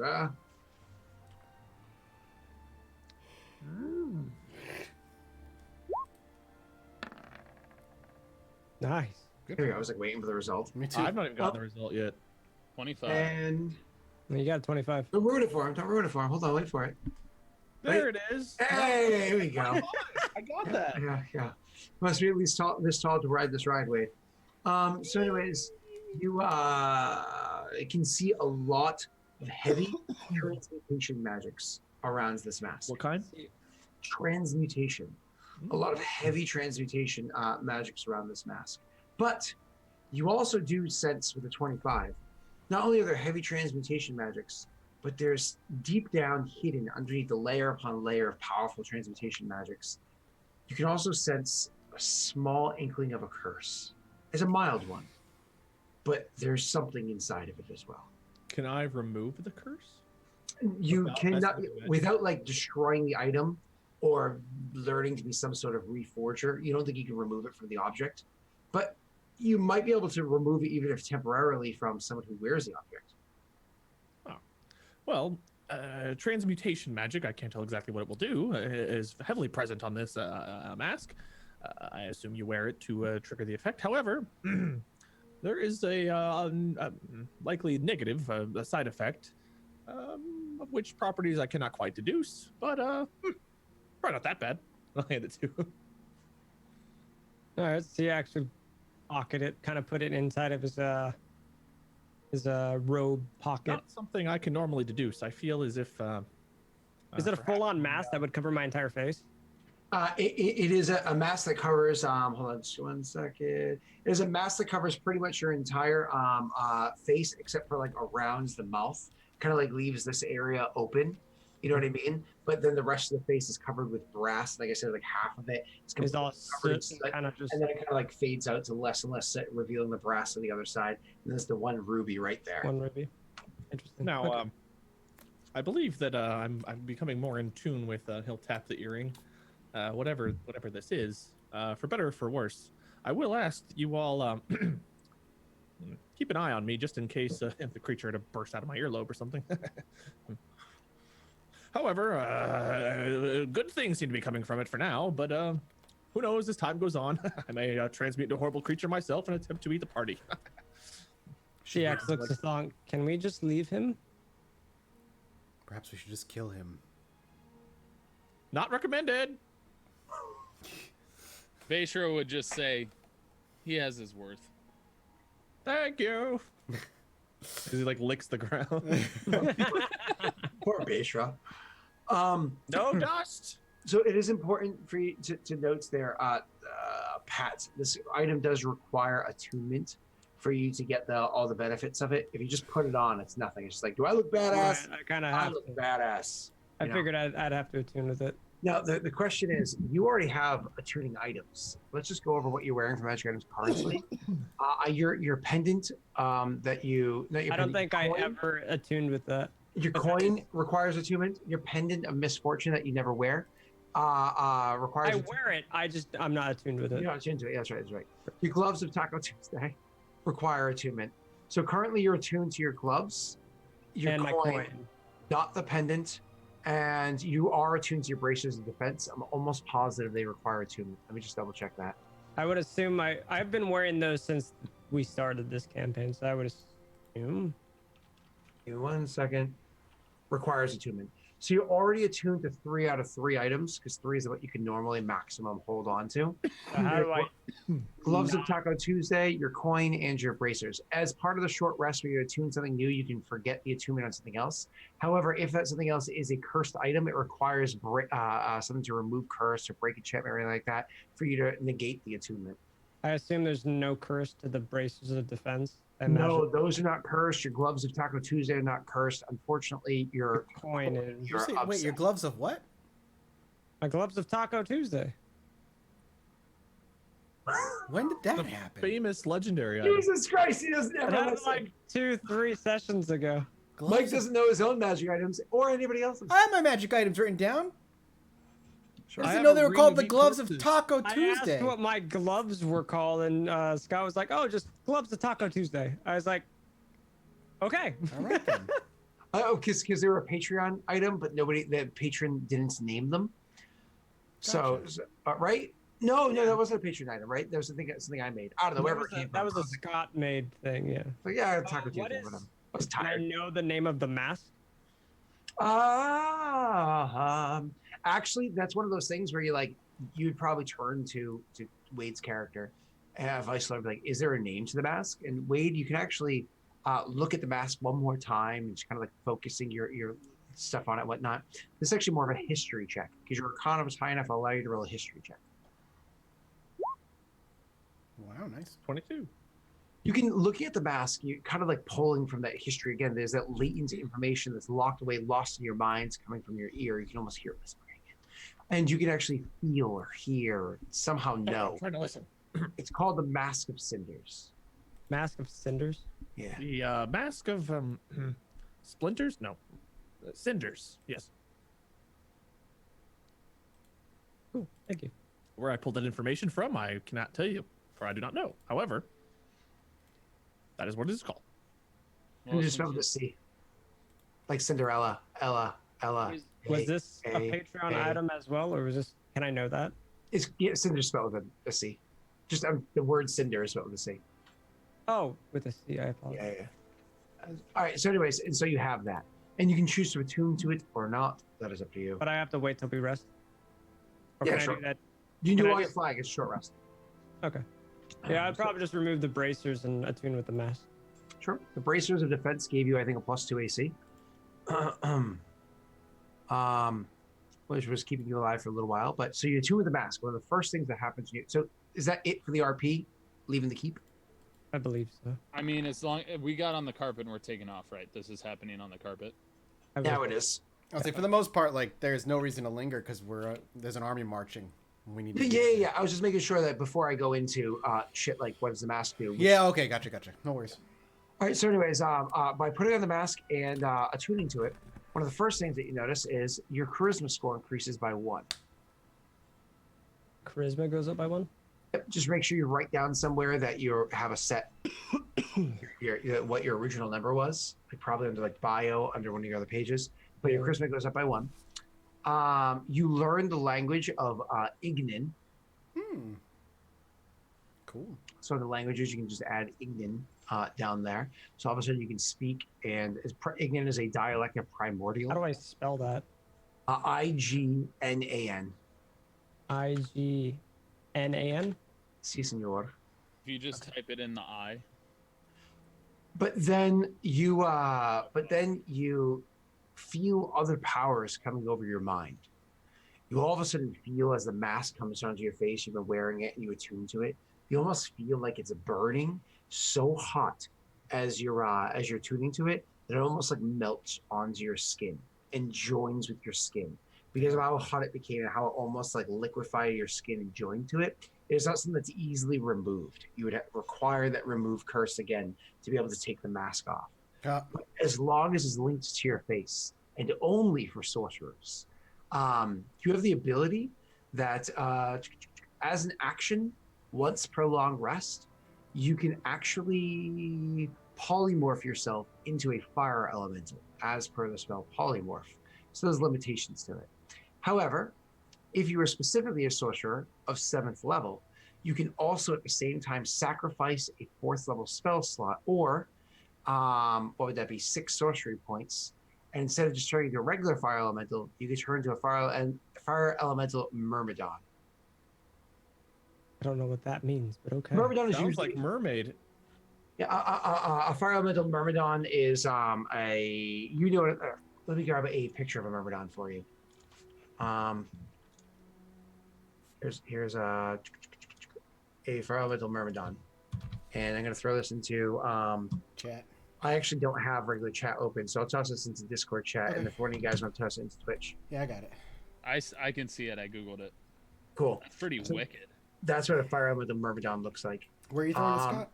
I just threw it inside Zoom, so Oh, so you don't screw up the stream. Somebody else can grab and paste. It's still medium size, but it is a crazy awesome looking thing. It's pretty beefy stat wise. That looks beastly. That is. I like the blue one that I found that has a trident. How long does However- the polymorph last? Polymorph as per the spell. Oh, and by the way, the Myrmidon thing you can only do once per week. You can't do that every day. It's once a week. Where So did as you often as Wade starts going insane, you can become that. The only polymorph spell, to answer that question, which by the way is a concentration spell, just so you know. And it would act as that. It's just this mask gives it to you and cast it for you up to an hour. Where'd you put the Myrmidon picture? Inside Zoom chat. I don't see it in Zoom. I don't see it. Oh, in Zoom. you sent it to me privately. Oh, because you and I were having secret conversations, so it was stuck that way. Let me paste it here for all of you. It wasn't as fast as everyone might think. secret. Oh, cool. I don't There, get chat. the fire blades, do I? You get everything. You turn into the Myrmidon. What The is the scimitars are part stats of that. Am I allowed to Very know that? good. Well, the blades are literally just scimitars. Oh, okay, cool. So I just magically get weapons and It's just your fiery weapons do fire damage as well as the regular slashing damage. sweet. Okay. Mm-hmm. Is that what the no, never mind. I know what the mask looks like. Okay, so I just basically can't take it off. That's Well, there are other details with of the other mask. stuff. I'm we'll sure. worry about the side effects of the mask afterwards. God, So why I is just every get- single item we have so fucking like 5 good things and 1 bad? So I learned a new language. I got a +1 to charisma, and I got a polymorph spell Yeah, polymorph. that I could use once per day, Once per week. once per week. No, Okay. No, you can once The per mask day. once per day turns you into the fire elemental, or Oh, once per week you can. once use per week you can use it to turn into the Myrmidon by expending a spell slot at the same time as using a once per day. Can you DM me all that just so I could put it in like my bio? I Can apologize. he turn into I got the you, boy. Myrmidon? Like, let's say it's a Monday. Can he turn into the Myrmidon, then the next day turn into an elemental, or is the whole thing on cooldown if he chooses the Myrmidon once? I would say if you choose the Myrmidon once, the whole thing's on cooldown. Okay. Because the But I Myrmidon's so still get hot. the benefits of the language and the charisma. Yes, always. Thank you. You're welcome. Was this a gift from somebody or? What? No, maybe. Totally. What? What about abusive Naga? What? What? What abusive Naga? Yeah, Naga's laughing evilly in chat, so Oh, I see. Okay. you're gonna fart flames or something as a side effect. I'm actually. It's really actually excited. you hit salsa for Taco Tuesday. Well, that's I'm better like than a- what my store eats. I'm like a walking. I don't know. If you shit salsa, that would still be better than the corpses I eat every time I animate dead. That's true. It's the flavor of the corpses. I mean, my side effect, I lost 1 wisdom and then have to eat constantly almost. I also lost 2 AC, correct? You only because you took off the braces of armor, correct? So I'm And- good from 13 to 11. Tyler, your Your side effect was dad bod. Yeah, yeah. Oh yeah, that's right. But I was dead, so I actually lost a lot of weight because the decaying. So I'm eating to catch back up. You were dead for like 5 hours. I was dead for a few days. It was a few It days. was a day and a half. Yeah. So Was anyway, it that long of a travel? I thought it was only a few hours. No, so it you was- get, you get onto the magic carpet. Oh, it was a day and a half to there's, get there's something, from the something temple. very specific we need to go over here. The temple was long. That corpse was left behind. Yep. Meaning, you guys took her amulet, you took her carpet, you left behind the corpse. That means officially, this stuff isn't Trinity's anymore. No, it's ours. Who has the carpet? Unless someone gave Feisler something, he wouldn't try to take anything. Beishra wouldn't even acknowledge anything. So he wouldn't think the carpet was his in any sense. If nobody does anything, Thonk would donate it to the temple. The amulet and the carpet? Jax would probably take Minus it. the carpet because we need it to get back, unless they let us use it to get No, back. the amulet is something Syax found and kept for himself. That's fine. The amulet's yours. Yeah, yeah. That's fine. So it would be the Yeah. carpet you guys are using for now and then probably would donate it later. Cool. Let's go. So you're on the carpet, you fly again, nonstop, trying to get there. I need constitution saves from everybody. Sorry, Pat. Pat, Hold on. you'll get there. Tyler. Tyler. You have -4 to your save. Oh yeah. Well, it's still 15. Is it though? No wait, never mind. It's a 3. Sorry, I saw CX's die. Yeah. See what I did. So Rolled well for once. everybody but Baishra's fine. Baishra, you gain a point of exhaustion, which is fine. Where do I put that on my stuff? Just Track of it. Here's a really, really cool quick reference sheet I'm going to throw into our cast room for you guys. I love to use this sheet when playing 5e. I was actually somebody else I played with that had shared it with me forever ago. Oh, that's It's useful. really, really good for all this shit. So if you actually scroll down to conditions, which is the red block area, second from the top. Oh, I have this bookmarked. Yeah, it's really I good. remember you sent us this like the first or second session we ever had. Super Where did you useful. send this? Discord cast room. Oh yeah. I was in the wrong room. That's why I didn't see it right away. I'm in this room over here. Condition exhaustion. And you can see what that does. But you only have one level though, so you're good.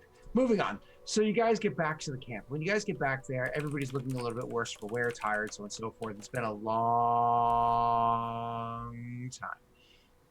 You finally catch back up with the army. The army's been moving considerably far, and you join up again with your Orogs. I imagine, Thonk, that once you meet up with them, you want to have kind of a report of Yep. what has happened thus far. Mhm. They go over more or less. They've been traveling. There was some hunting, whatnot, that had to happen. A little bit of unrest of the troops, but nothing really that needed to be handled. A couple of orcs got black eyes or broken noses. There's a little bit of infighting, but for the most part, they're still marching forward. The problem Orcs is being orcs. long marches, longer than 2 or 3 days, they get bored. Yeah, they're chaotic in nature. It was 2 or 3 days ago that they had that that awesome party for Beishra before he died, and so they're bored. Yeah, that's actually really funny. That was his last supper. Also Pretty true. good one. Last Um, supper was that corpse I ate before. oh, That was the same night. thanks, Steve. So, anyways, you continue, you join back up with them and are continuing to travel forward. Now, do you guys have any of the PCs? Do you have open the map of where it is that we're traveling to? If not, I can always once again toss you the link. Toss us the link. I only have- have what's in the roll 20. Link it to chat too if it's one. You thing. can copy paste that into chat if you'd like.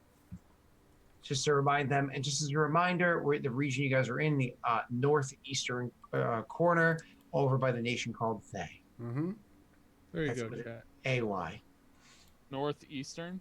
Correct. So you guys continue traveling forward for an extended period of time. I assume I get my hammer back, no problem. You get your what? Hammer back. Hammer. Oh yeah. Okay. No, it's actually one of those things where it's a veneration return of the hammer. Okay, cool. So they understand their place. Just making sure. Didn't know if the hammer went to his head or something. So That's going to go to yours. He's a hammerhead. it's possible. So anyways, they give it back to you and you guys are able to continue traveling forward.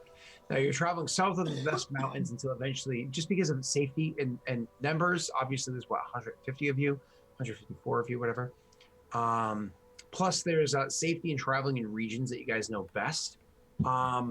We traveled south of the Fesk Mountains to reach to the base of the Dragon Jaw Mountains.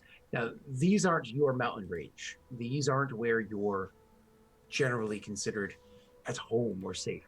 So you're not going to be traveling up into the mountains. You'll be traveling along the base of it to avoid interacting with the peoples that you might find out in the open plains, avoid bumping into the Thaans, making them, having them gain note of your being here. So you're trying to walk that fine line of where it's not too dangerous this way, not too dangerous that way. As you guys are making this trek along, we do need someone to lead the journey. And I believe we have a journey leader here, don't we?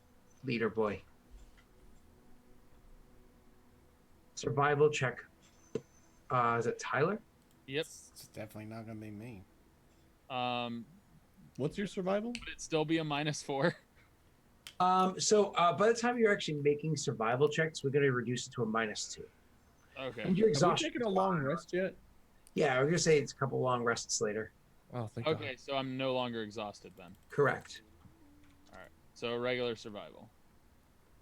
What's But I your get all survival? my sorcery points back, I assume. Tyler, what is your survival? Everything's back It was up. a 6, and I have the proficiency. I rolled I have a 22, Wade. -2 is a 20. So you're fine. My survival's a 7. I just know what your survival bonus was. Gotcha. It's 7 for now. When's the end of the week? Oh, it's now. What was the last one we rolled for you, Wade? Like 2 Probably weeks ago. intelligent. Been a long time. Been a long time, been a long time, been a long, lonely, lonely, lonely, lonely. I'm pretty sure it was intelligence. So I think I'm due for the wisdom. What was the dice? It would be a wisdom saving throw. Anyway, I rolled a 20 because he said it was a -2. Aha, Mhm. 22.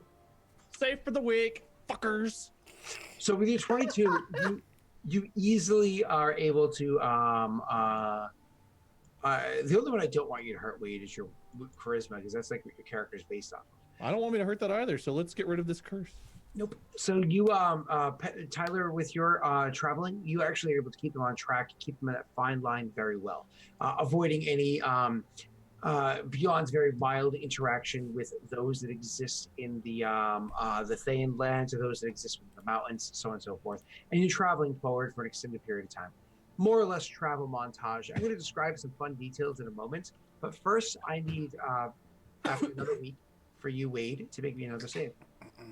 What happened I now? also have a question. We Who were is supposed to go to the mountains to get more mountain orcs. You have to get there first. Okay, Stop, I stop, just stop. didn't know if we were Quite there. headed that way. We have to make Wade is going to make me a charisma save. Tyler's going to make me a survival check, and then we're going to describe stuff. Boom! Safe again. Bitches By the way, crazy. that's a 15. Without the -2, right? Correct. Okay, so that's just a 15. Correct. So, if you're actually looking at that map of the Dragon Jaw Mountains, you can see where things get a bit choppy. There's a whole bunch of hillocky areas, so on and so forth. You're starting to travel through there, and it's becoming significantly more complicated. You're trying to avoid combat, not because orcs are afraid of it. It's actually a little bit of combat along the way is not a bad thing. It allows them to blow off steam and whatnot, and to keep their focus on the task at hand by, it's kind of like allowing them to relieve themselves and murder. However, you also don't want to lose your numbers along the way. So you don't make as good of time this next week, but are still making your way along. Wade, as you know, you're safe. You did a good roll. But something else happens along the way. Your characters start to realize that they are becoming more capable. Along traveling with these orcs, one of the things that the orcs do is they bust out into fights constantly. Now, if you were traveling with a well-trained, well-groomed human army, they would also bust into fights constantly. But because it would form a circle during times where they rest and they'd be training one another and having regimental, practices for a well-trained army to make sure that they are prepared for combat when the war finally came to the battle actually took effect. Orcs, however, just that was my turkey leg! Ah! And then they fight pile and pig pile. And so that's kind of caused you guys to straight up avoid the combat or kind of like wade into it or a combination of the two. Wade into it. Baser would happily jump into it. Of course. And so this allows your characters to get a little bit more experience in what it is that you're doing, but also kind of like learning, realizing that this is their practice, this is their training for battle. CX would try to bet with Thonk and Vicelor on who would win. Vice Lord always win the bets. And Thonking has augury. That's also true. Thonk wouldn't participate in betting, though. Actually, I can do that. I don't know what augury is, but I also have that. Augury Okay, is. well, you lose left and right. That's the thing, though, is I know Thonk would like be reluctant to play along, you know, with Yeah. CX, but after weeks of like just asking, hey, all right, who do you think will win? I bet you. There might be like one time where I'm just like, just to humor you. It's just like, Would you let me win? no, I would just pick. I wouldn't augury. I wouldn't cheat. I would just pick one. I know the soldiers to a degree, so I might pick who I think would win. But you also know I the would be soldiers as seeing well. them So but I don't know battle tactics as you do. All right, hold on. I want to find out, what are you betting? I'm gonna roll. One of you thinks odd or even. Oh, I'm going to have them roll something real quick. So if they're actually betting, I want the Okay. two of them to roll something for me really quickly. sure. I want them two to roll for me an insight, and then we're going to have Tyler make the roll that decides. Insight. Correct. I'm sorry, CX. What's your insight? You have an Oh, I rolled terribly. All right. So that means that it's going to be 3 points in the favor of Syax. What's your Vicelor. Tyler, I don't know why I can't get names today. I'm so sorry. Tyler, you're going to roll a D100, but if it is a, we'll do threes. So if you're going to roll a D100, it's going to be a 65-35. So from 1 to 35, it's going to be CX wins. From 36 up, Mike wins. Huh. All right. What am I doing in here? Are you in on the Vicelor's bet? Yeah, Okay. Vicelor was in On on a it. 2-person bet? I rolled an 18. You told me to roll. You said I was on I'm so sorry. We'll say we could say there was like a. Oh shit! I misread those numbers. Yeah, no. Yeah, that's what I was about to say. CX rolled better than Thonk, and Vicelor rolled better than both And of them. both of them. Yeah. This is sloppy math, so just deal with it. 1 to 30, Syax wins. Right? No, I should say 1 to 25, Syax wins. 26 to 56. Why does Thonk get more than I do? Starting over. I just said nothing. 1 to 25, Thonk wins. Okay, that makes 26 to 55, Syax wins. and then everything else is wait. 56 up is Wade. All right, Sorry you about ready? that. So sorry. Scott, yeah, chat. The Scott He is has hitting Scott a little hard 30 already. points to win. I only get 35 points. I only have 5 more with an 18. It was sloppy math. Do you really want to sit here for 45 minutes and let Scott do algebra? It won't be Yes, longer you than do. 45. Listen, I used to be wicked good at math. square It's root just of been x years. minus y needs to be differentiated in the integration. And Scott's drinking, so this math. He is drinking All as right, well. I'm just gonna roll it. To 51. God So damn CX wins. Hey, that's awesome. Syax wins. There you go. You get whatever we bet. Oh, we didn't place the bet first. Yeah, we didn't place the bet. You each bet a magic item. What magic item did each of you put on the table? I have like one magic item. Give me your hammer. Your hammer! Oh yeah, you wanna go ahead. Go ahead. No, that's fine. What would happen if I were to pick that? I can't pick it up anyway. No, never mind. if we're like betting magic items, I'm just kidding. I would have Oh. done my pendant of misfortune. Pendant of misfortune versus probably like a scroll and a potion sort of a thing. yeah, I only I have like a 4 potion. bronze pieces. Do you I have would any back. magic items? My hammer. That's it. Oh no, Wade. Oh, Wade? My Yeah, it's- hammer. I guess I got the ring. You can it's- eat corpses. And he's also got something attached to his ear. That's true. If aren't you you- want it. Isn't your ring? Aren't you like in tune with that? I don't think I had to attune to it, did I? But you Did can I always attune? reattune it to someone Oh, else. that's true. Yeah. So do I get Wade's eating ring thing and your scroll or potions and whatnot? Yeah, I'll give you like a potion or something. What do you got, Mike? Take a The look. character sheet. Oh wait, yeah. Don't you have a spear that you gave to Tyler? You ain't touching that spear. How Ooh. big of a bet would this have been? I thought this No thing was way. just for like some. Yeah, I This- thought it would this be is just be for weeks- some gold. This is weeks of me bugging Thonk about it. and You Thonk's get like, a healing "Fine." potion of 2d4 plus 2. What? You're giving him the shittiest healing potion on your body? You I'll have a give- superior healing potion? I'm not giving him the No, superior no. healing You gotta at potion. least give him the greater. You gotta at least give him the greater. Time want- out. He gets a regular healing potion from me too. That's 2 of them. Oh my! Oh, you got hosed. Hey, To be fair, though, you were betting, so they called him What are they misfortune. betting? so- And I said, screw it, I'm rolling because they were arguing about math. I got hosed on the odds. Okay.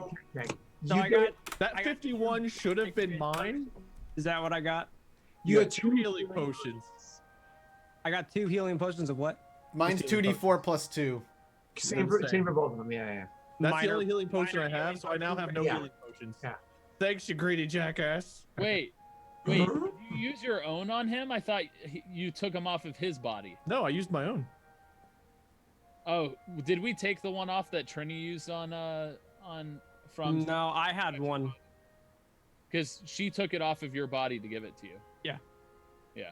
Okay. So back to She used her own, I think. No, she took it off of your body. Oh, okay, whatever. what's happening while traveling. One of the things that you'll notice while traveling, just talk about the new curse first, is the mask that you wear. Since you put it on, one of the things that you've noticed is you're a fucking phoenix sorcerer. Fire is literally in your blood. It courses through your veins. It's what keeps you alive. You've become very powerful at fire. As a matter of fact, you've become absorbed by fire. The first night that you guys were back at the camp, Here we go. Here we fucking and you go. were sitting there, and the campfire was blazing, and they were cooking food and whatnot. You notice yourself kind of like falling into that fire. Is Just it like fuck staring the at it. fire or something? What is this? You like you Dick just comes out. you Yeah. just stare at it, and it's one of those things when anybody tries to speak to you or catch your attention or whatever it is, you realize that the fire is just a distraction for you. It just kind of like pulls you into it. You often find yourself playing with it over and over again, prestidigitation, whatever it is, picking up bits of the fire, just kind of having it like dance around or whatever. When you're traveling, instead of just like traveling the normal way that you used to do, it's kind of like now you know that guy in high school that used to play with the Zippo fucking constantly. Like, dude, you're not cool. Like there's 7 billion people on the planet and 5 of them can do that trick. Okay, like oh look, I made fire. You're that guy. You love just like playing with it as you walk. It's a distraction, just like the little bits that you summon into your hand, and you just become a bit more obsessed with it than you always were. If there's opportunities amongst the traveling group to use fire, let's say, oh, who's cooking dinner tonight? And the orcs are arguing over each other. Oh, you! Yeah! You're like, well, and you go over there, and just because you just love cooking so much, at first you just char everything because you're just loving playing with the fire so much. It's kind of like burning everything in front of you. You eventually get good and just learn to do things like Pittsburgh Rare, where it's like burnt on the outside and still raw on the inside. That makes it works very happy, both crunchy. That and means Yeah. I'm like Tyler's best friend. raw. Yeah. That means you could Best never friend. feed JP. Which, That's also true. Why? speaking of which, beef. during the journey, Like Steve Leather.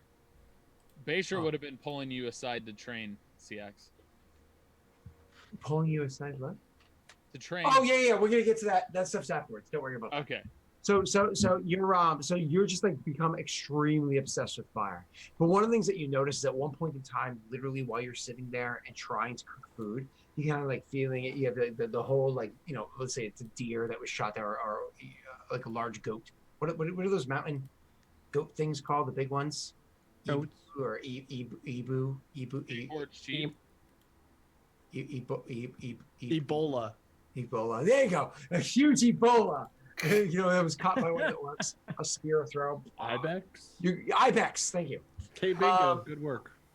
So anyways, Ibex is sitting there. You go to just cook the thing. Usually, like, you know, a scorching ray, stuff like, you know. You go to pull up the fire to summon it, and instead, what you end up doing is erupting this huge wall of fire that exists. And so all of a sudden, in the middle of the camp, the entire camp is cut in half as orcs are diving to one way or the other, trying to avoid the huge wall of fire. that is just appearing around all of Is them. that my new spell I've learned? Is okay. So Absolutely. 60 foot. 60 foot. Is it actual? My actual spell? Can I plug that so people can see? Have fun.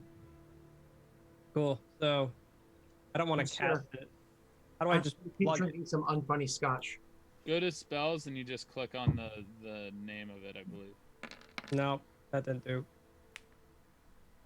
Basically, Chad, I have a 60 Oh, foot Hold firewall, on, hold on, hold on. Let's fix that for you for the future. and it's 20 feet. It's 20 feet high, 60 feet long. I apologize. Or if you would like to tap that again.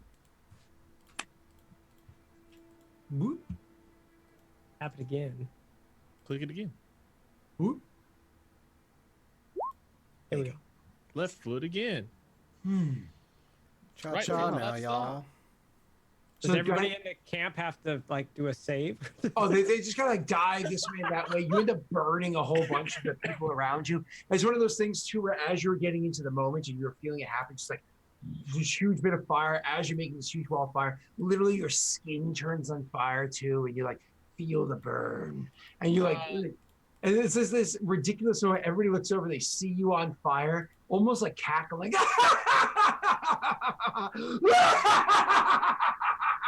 As like you're just loving your fucking flesh on fire. A huge wall of fire as the ibex is just burning to a charred crisp instead of being delicious.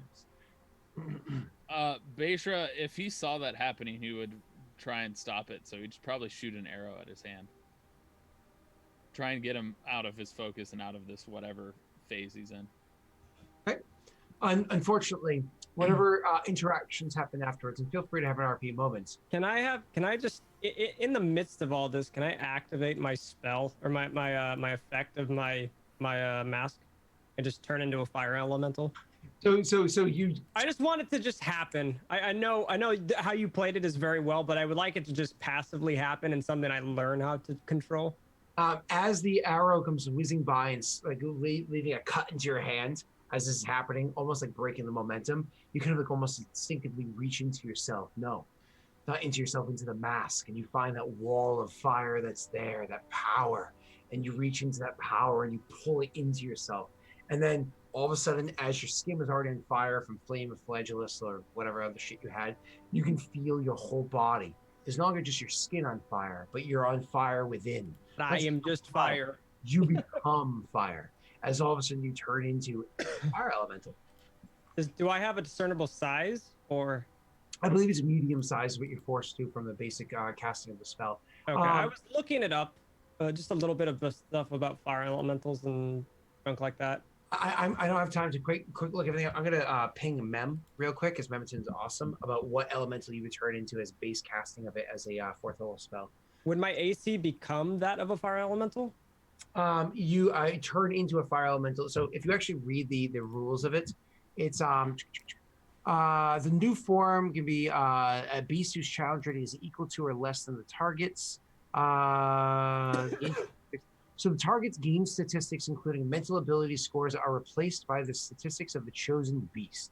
It retains its alignment, blah, blah. The target assumes the HP of its new form. When it reverts to its normal form, the creature returns to the normal health points it had before it was transformed, which is why it's so powerful, because you get like those health points, and then when the spell goes away, you come back with your own health points.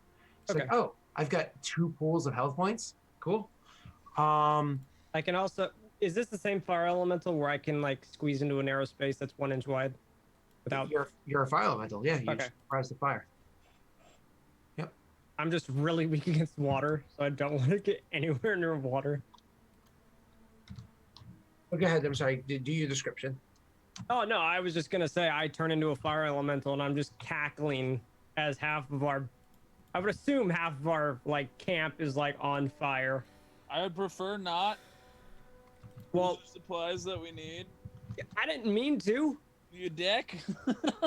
I would walk up to Thonk, like, kind of calmly. I'm looking at my spells right now.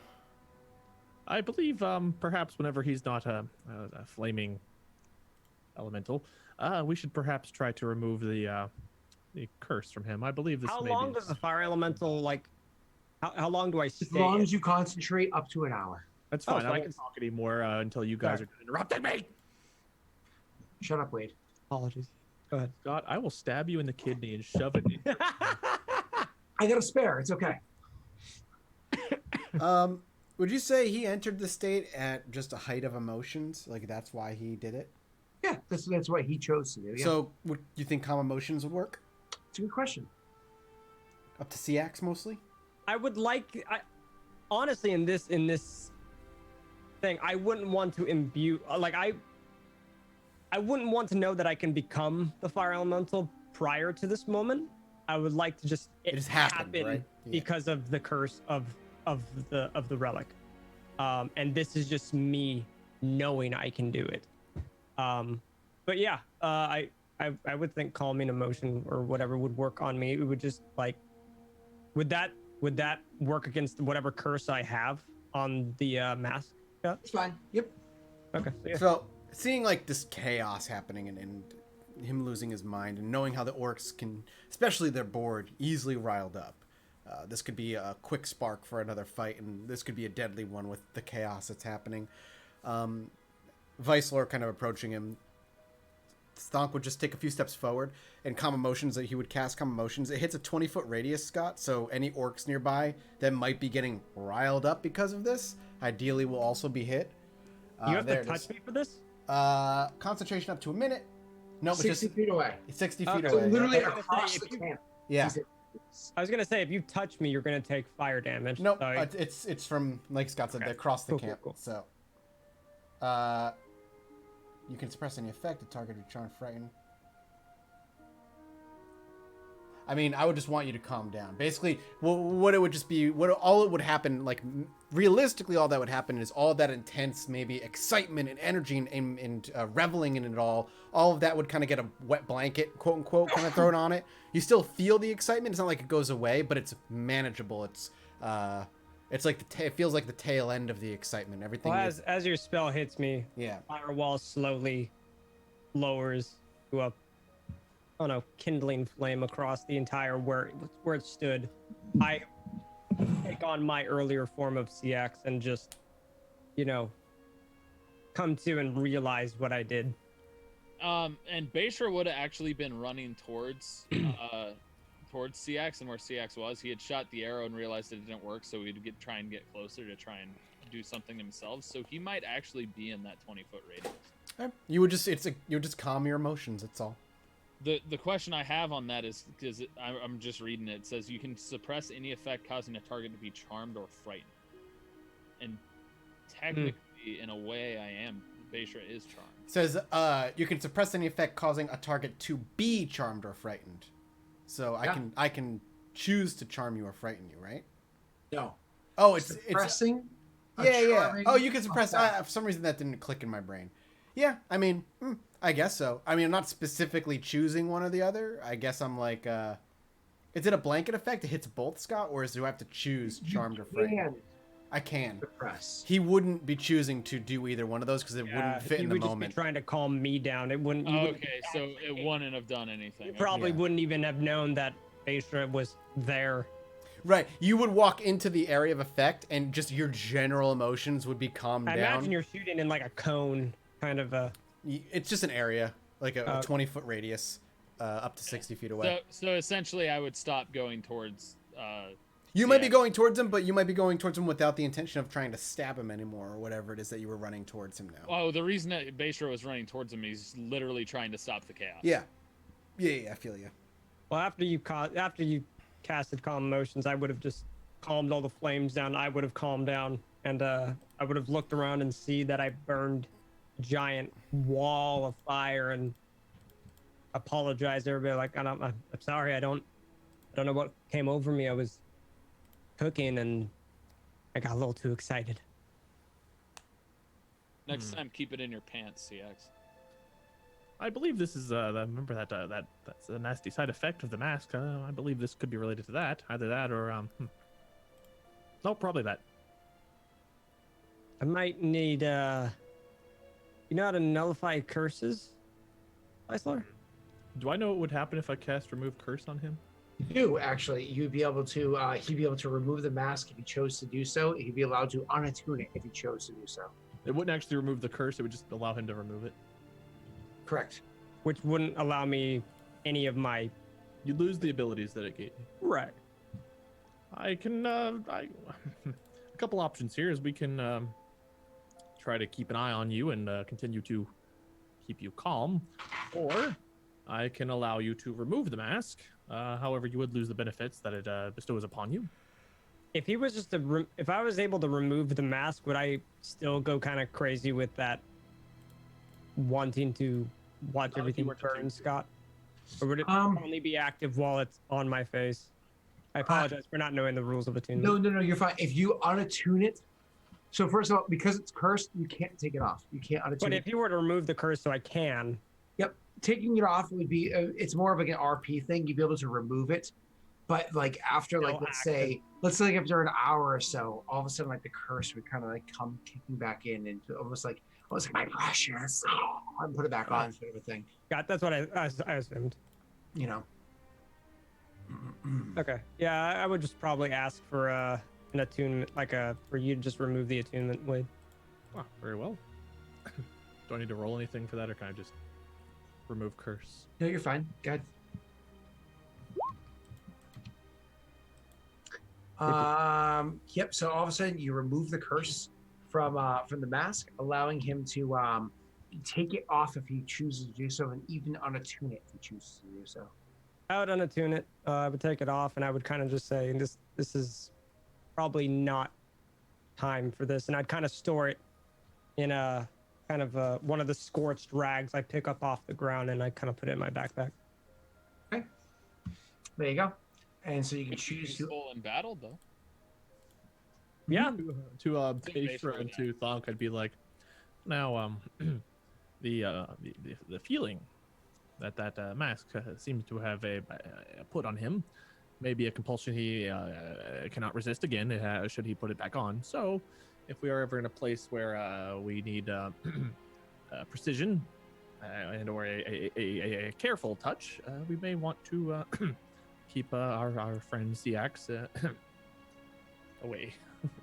So it's one of those things where, as time goes on, because we're gonna flash forward a little bit, you come to realize the mask is not something that actually makes him like lose his shit.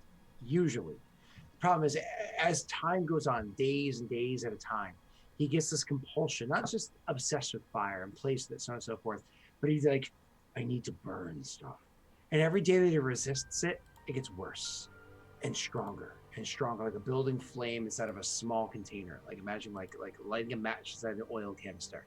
I mean, that fire starts off small as it bursts outwards, of course, at a very rapid pace. Eventually explodes as the oil canister just fucking erupts everywhere. Or gas, whatever. So it starts off small at first, but as you resist more and more and more, finally when it breaks through, it's this huge explosive, like, I need to burn everything! But if you supplement that urge just by like burning lesser things more often, it's not I would so assume bad. that I would. It's assuming that I've been cooking and stuff, that I would have more fun. Just like I would look around and I would just immediately just like mini fireball, like the food, like and do like a little like cackle to myself, be like, make sure no one heard that. Well, the good news on that is that there's some training to be had. So we're gonna get to that one. So that is that mask. What I need you to do for me, Tyler, is because you did level up. Not Tyler, Pat. I keep saying Tyler. Level up, unless I'm actually speaking to Tyler. Could you actually roll me your character's health points for the level up? How do I do that? You can actually, I believe, just press the button HD, and I think that works. HD? Correct. Hit dice. Where's that at? Your center Sorry. of your character sheet, right by death saves, underneath temporary health points, current health points. Oh, hit us. Boom. There you go. So you rolled a natty 1. So you had 2 to your total health points. Yikes. Yeah. Ouch. I will point out that we did prior to the stream roll for Tyler, and Tyler rolled max. Yep, I got 10 again. Lucky effing bastard. Yep. Hey, I rolled terribly off the bat, so the fact that I got 2 10s for the hit points now is actually very helpful. Wait, his really, really, really shitty roll, finally, in your good rolls twice in a row, makes it so the sorcerer's finally behind you, like a solid lead behind you. Oh yeah, didn't Pat have the most health points? No. Before he had more than Tyler. or at least the same as Tyler, or something like that. But then because of 2 levels in a row of shitty and good, Tyler pulled way ahead. So, anyways, Wade, your character as time's going on and you're leveling up and blah blah blah. I imagine your scenario. I'm not going to dictate what happens. I'm going to allow you to take over because you're probably going to have a conversation with Thonk. Oh yeah, there will definitely be a conversation with Thonk. So Vice Lord is becoming more and more attuned to this earring on his head now that it's been here for a while, and it's given him insights. It's given him wisdom. It's been whispering. In addition to talking to himself, whether or not he actually sees something there, people still don't know. Only he knows. He's been very contemplative along this journey, and talking to himself, whispering, talking to over his shoulder like he does. And I think he has this look of like revelation one day that yes, exactly that.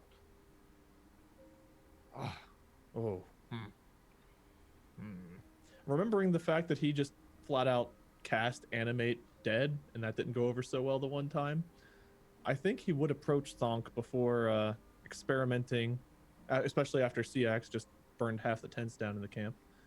So he'd come up to you and he'd look like he was a little bit excited but also nervous as he approaches, and he would just simply say, I believe I have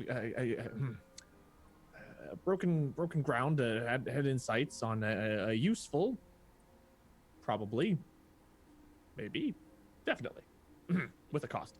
And you'd be beating around the bush to the point where Thonk could probably be like, Yeah, if he keeps going, get to the point, old man. Slap him. I believe that, well, I'll leave it up to you. Should I show you what I think I can do, or should I, No, you should tell me what you think you can do. He'll look slightly disappointed. I believe I can ensnare a demon and bring it to this realm and have it serve us. Those are dangerous magics, old man. Yes, indeed. However, Magics given I've the seen. last combat we found ourselves in, could be quite useful, especially if we're trying to overtake a city full of powerful wizards. Sometimes at night I sit and I ponder, and I wonder if this life, this crew that Grimish has set me up with time and time again, is not but a cruel joke. Being played like a broken... I do worry about base red CX, yes. Before you 3, there were others that traveled with me. A halfling, a tiefling, and another half-orc. The tiefling. She wrought upon us demons and devils as well. A large iron angel fell from the sky and saved us, but it came at a price, as all things with demons and devils do. Should you summon such a thing, confidence in your ability to contain it and control it will be of the utmost importance. For if you can't, these creatures have a will of their own. They are not stupid animals that a wizard or a sorcerer would bring forth. They are creatures with a mind and a soul, goals. Do you believe you can control that? Yes, while it's here. However, should the creature be dismissed or the spell end, may not be happy about the fact that I... Can you send it back? Oh, it'll go back, but it may also try to, Find you again in the future. Yes, I could disguise myself, perhaps, and wear a mustache. Don't think it'll work. Are you summoning a demon or a devil, old man? Demons. Yes, Are we sure it's demons? that's what it's called. Does it say demon? Mm-hmm. Okay, then sorry, go ahead. Demons are the more chaotic ones, aren't they? Yeah. When you say demons, and what we dealt with was a devil, was it not? Yeah, that's horrifying. When you say demons, Thong takes a very decisive step closer, mere inches between us. You could feel the breath of my words hit your face, and it probably doesn't smell very good. You know, I am a half-orc, and we've Like been mossy camping for weeks at this point. Out of the two, devils are the ones that are willing to abide by their word in some twisted form. Demons, on the other hand, you can only trust them as far as you can throw them. Hmm. And I don't mean that literally. Oh, I couldn't throw a demon very far at all. Not with these arms. Not anymore. If you 60 years ago, though, nope, still couldn't. If you plan on experimenting with these spells and summoning a demon to our camp, I suggest otherwise. No. I'd wait till we were in the city.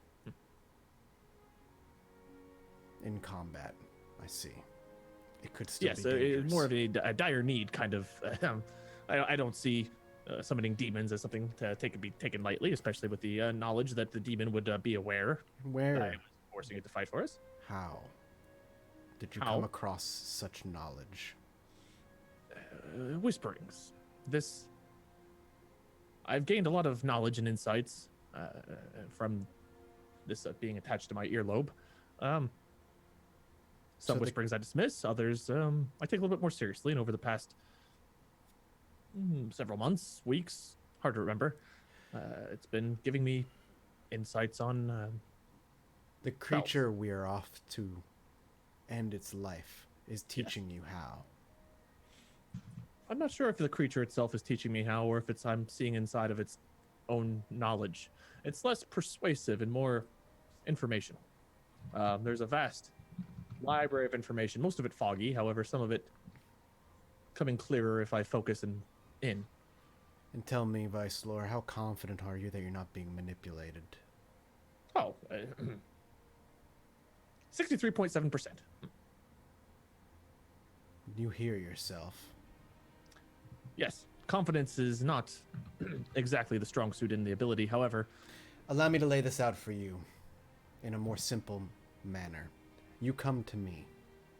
You tell me that you learned from the very creature that we're trying to kill how to summon a demon. yes, One of the underworld's least trustworthy characters. yes. That you believe that you could control this thing. Oh, Knowing it is full here, well yes. that afterward, when it returns, it will not forget you. It will not forget your face.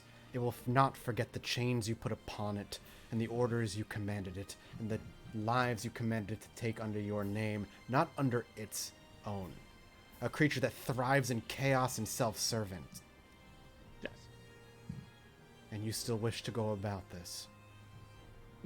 Only if necessary. However, I will say I've lived a long life at this point. I have witnessed nothing but pain, chaos, suffering. I have one goal, and that is to see, he'll tap his earring, this creature disappear. And if that comes at the cost of having another creature target my head alone, so be it. The one time a devil came to our aid, it came at a rather large cost. A demon frightens me. For good measure. I'm not sure how powerful of a demon I can pull. However, I would not assume it to be, well, pretty strong, probably. I've not meddled with the ability. I'm not sure. However, I do understand the price, the risk. And again, this is more of a desperate times call for desperate measures kind of ability, and I wanted to make you aware of it ahead of time. I do not plan on just something this nilly-willy, a little bit different than a corpse. Hopefully I don't want to eat the demon. That'd be unfortunate. Probably hurt. Well, you are not my soldier, nor are you under my command. You do what you will. But if you're summoning a demon on the battlefield of the city that I was tasked to take, and it thwarts our efforts, your head will be the one I'm after. Very well. Fair trade. At that, Thonk will take a step back, look up, and kind of look up as though he's speaking to the heavens. Is this a cruel joke to you? Bayshore would be spying in on this conversation if possible. Doesn't bother me. Do I need to roll a perception check or anything for that? Or I stealth? imagine being as he was in my face, it was probably a relatively quiet conversation, and it was meant to be private. So you'd probably have to roll something to get away with I it. mean, you could roll your stealth versus my passive perception. There you go. Which is extremely high tech. But it's at least a DC, right? Yeah, 23 is what you're looking to beat. And I mean, he's got a high stealth, so he has a shot. Do I have advantage or anything? I imagine no, Okay. because it's passive, active. Well, I failed. I mean, all it means is I noticed you would be there. That's a good roll. It's just, Yeah. yeah. It just means that I noticed that you would be there. I wouldn't call you out, and I would just continue the conversation anyway. But I just kind of like make a note. And after that, I kind of like looking to you, Vicelor. I won't pretend to understand you. I've tried and I've failed. Well, But you have at the very least shown that you are competent with your abilities. to make you more understanding, I'm a simple man. I may seem complicated, and my actions are probably confusing. You speak to a creature we cannot see. Yes, well, I have also seen things most do not see. And you'll What see would his those eyes even things be? blink back further than usual as he just recollects.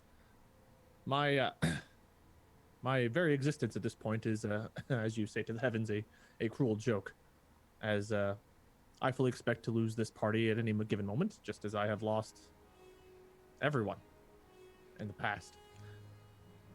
I have one motivation, and that is to put an end to this creature we hunt. And after that, if you need my head on a platter or a demon decides to get its revenge, I will rest peacefully. Or I won't. But I'll at least be satisfied that I have accomplished my one task. For I have not, since the age of less than 7, more than 3, 5-ish, been plagued by this creature. And I know nothing other than guilt, a desire for vengeance, and fear. A fear that I battle, I'm not proud of. A fear that has led to the death of my friends. You don't seem like a religious man, Vicelor, but the words you speak, your motivations, and your goals. You serve Grumsh without even realizing it. I If a have no demon- ill will toward Grumsh. If a demon is the one that ends your life, however, a peaceful rest is something you will never have. Understand that Peaceful they will. existence is also something I've never had. An eternity of a soul being tortured in one of the 9 hells. Be wary of that, Vicelor. Serve Grumsh in his ways.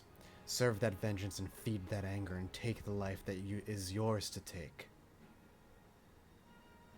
That's all you need to lead that life of peace.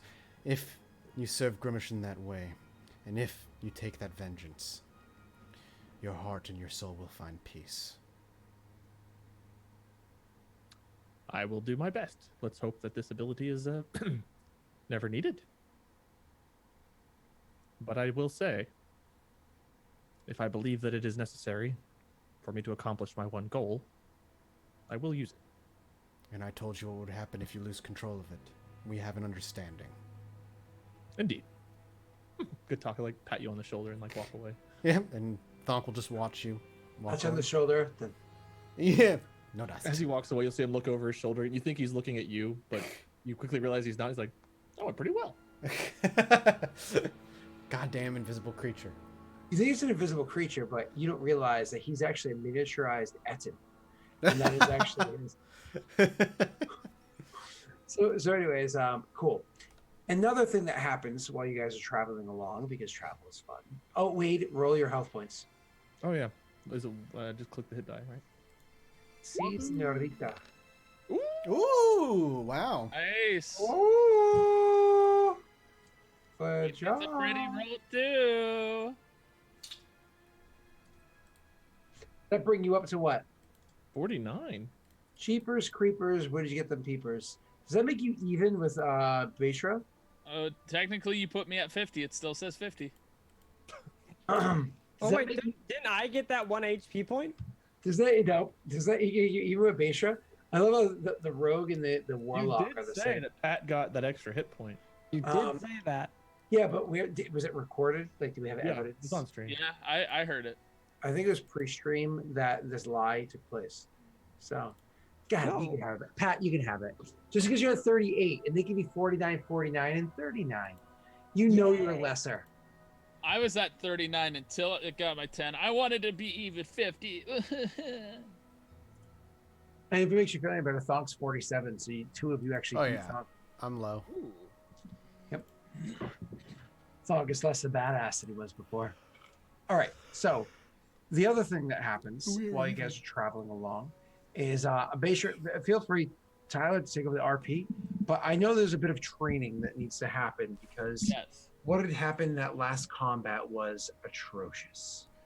So Beishra acknowledges the fact that he died and absolutely has disdain for it, disgust, is angry about it because all his life he's been through trials and turmoils and all kinds of stuff and has always managed to survive. He's survived on his own as a child, and he's survived so many different battles and so many different grotesque things that have happened in his life, from being a slave forced to be a bounty hunter for a guy that ended up murdering his entire family and his entire tribe, which he never had knowledge of because he was dumped in the woods accidentally as they were moving at one point and lost to the swamp.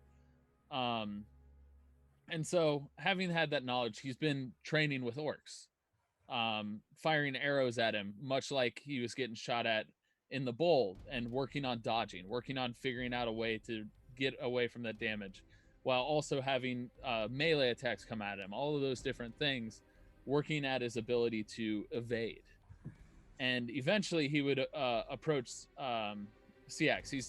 He's done all of the normal weaponry, all of the normal training tactics that you would expect, aside from spells.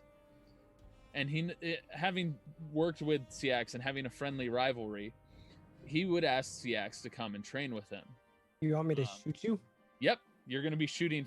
He'd ask you to fire fireballs at him repetitively. He's got his scales on. Even if it hits, it takes half damage. But he's going to work on his evasion skill and see if he can find a way to not take a single hit of damage. So are you gonna take off your cloak?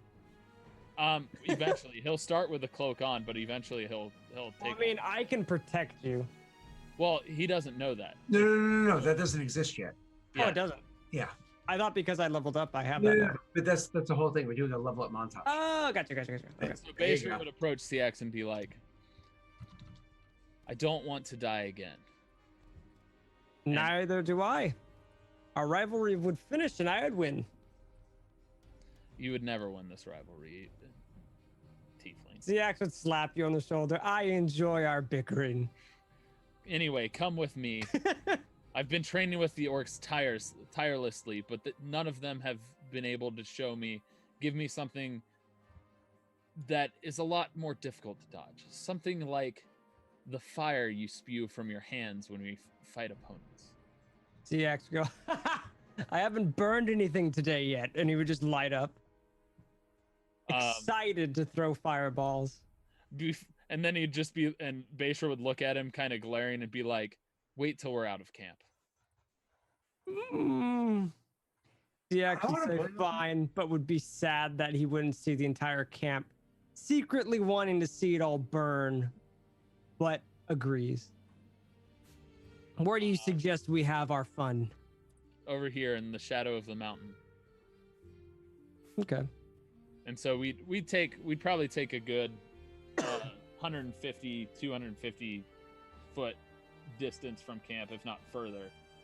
And we're talking the farthest edge of camp, wherever the furthest outskirts orcs are. Is this basically you don't want anyone to see or follow you? But yeah, essentially. People will hear. Yeah, they'll hear and understand. I would let my troops know that I was continuing training and that they should go about their business. So Bayshore would just acknowledge whoever his encampment to let him know where he was and just that he'd be out training with the tiefling. I want to see if I notice you guys slink off. I'll just roll a perception against something. What would I roll that against? What do you think, guys? What would you roll against? I guess it would be. You guys aren't actively slinking off, so I guess I wouldn't. Yeah, it's not an active sneaking off, so I guess it's against. But there's also distance and so on and so forth. I'd say 15. I would also, I guess, ask. 15? I guess I would ask, Baser, why not ask, Vicelor for spell help as well? He is 16. also very experienced in the ways of spells, more than I in some cases. I am just good with the fire. If I remember correctly, his spells aren't ones that I can necessarily dodge. You can't. Yours I can. But he also doesn't do AoEs. Yeah. Yeah. I don't think you know a single AoE, do you, Wade? Mm-mm. Yeah, exactly. Well, you see us leaving. Well, I would still want to bring that up that he is also a spellcaster, warlock of sorts, but Okay, well, Bayshore would acknowledge and just be like, let's keep this competition going. all right. I would try to follow, but like at a distance. I don't want to interfere, but I do want to like see what's Well, we're going not on. actively looking, so you got to beat my passive perception of 13. I don't care if you guys see me following. I'm not trying to. You very much know Well, I'm kind of following We along. clearly see you. We know you're there. Hey guys, I see them walking off, so I'm just gonna go follow them, okay? You guys think you're walking off by yourself, and you hear me go, "Ow! I didn't see that twig there at all." I would just imagine you talking to yourself. No, they don't see us coming. Like just right behind us. It'd be like, "No, I don't want to tell them I'm coming. That would defeat the whole purpose." Bayshore would just be shaking his head and just keep walking. I'd be like, well, I guess he's coming along anyway. He would just ignore your statement and just keep walking. All right. If you guys don't acknowledge him, he'll think that you didn't hear him and be like, excellent. Like, you'll hear him say to himself, like, excellent. They don't even know I'm here. See, I told you it was all fine. They don't even know I'm here. If you continue it on, Bayshore would literally just shout, "Shut up, old man." All right. So how are we going to Fine, do this as CX cracks his knuckles? I'm assuming we're at a mountain face or where rocks are present where I'm not going to burn trees and stuff down.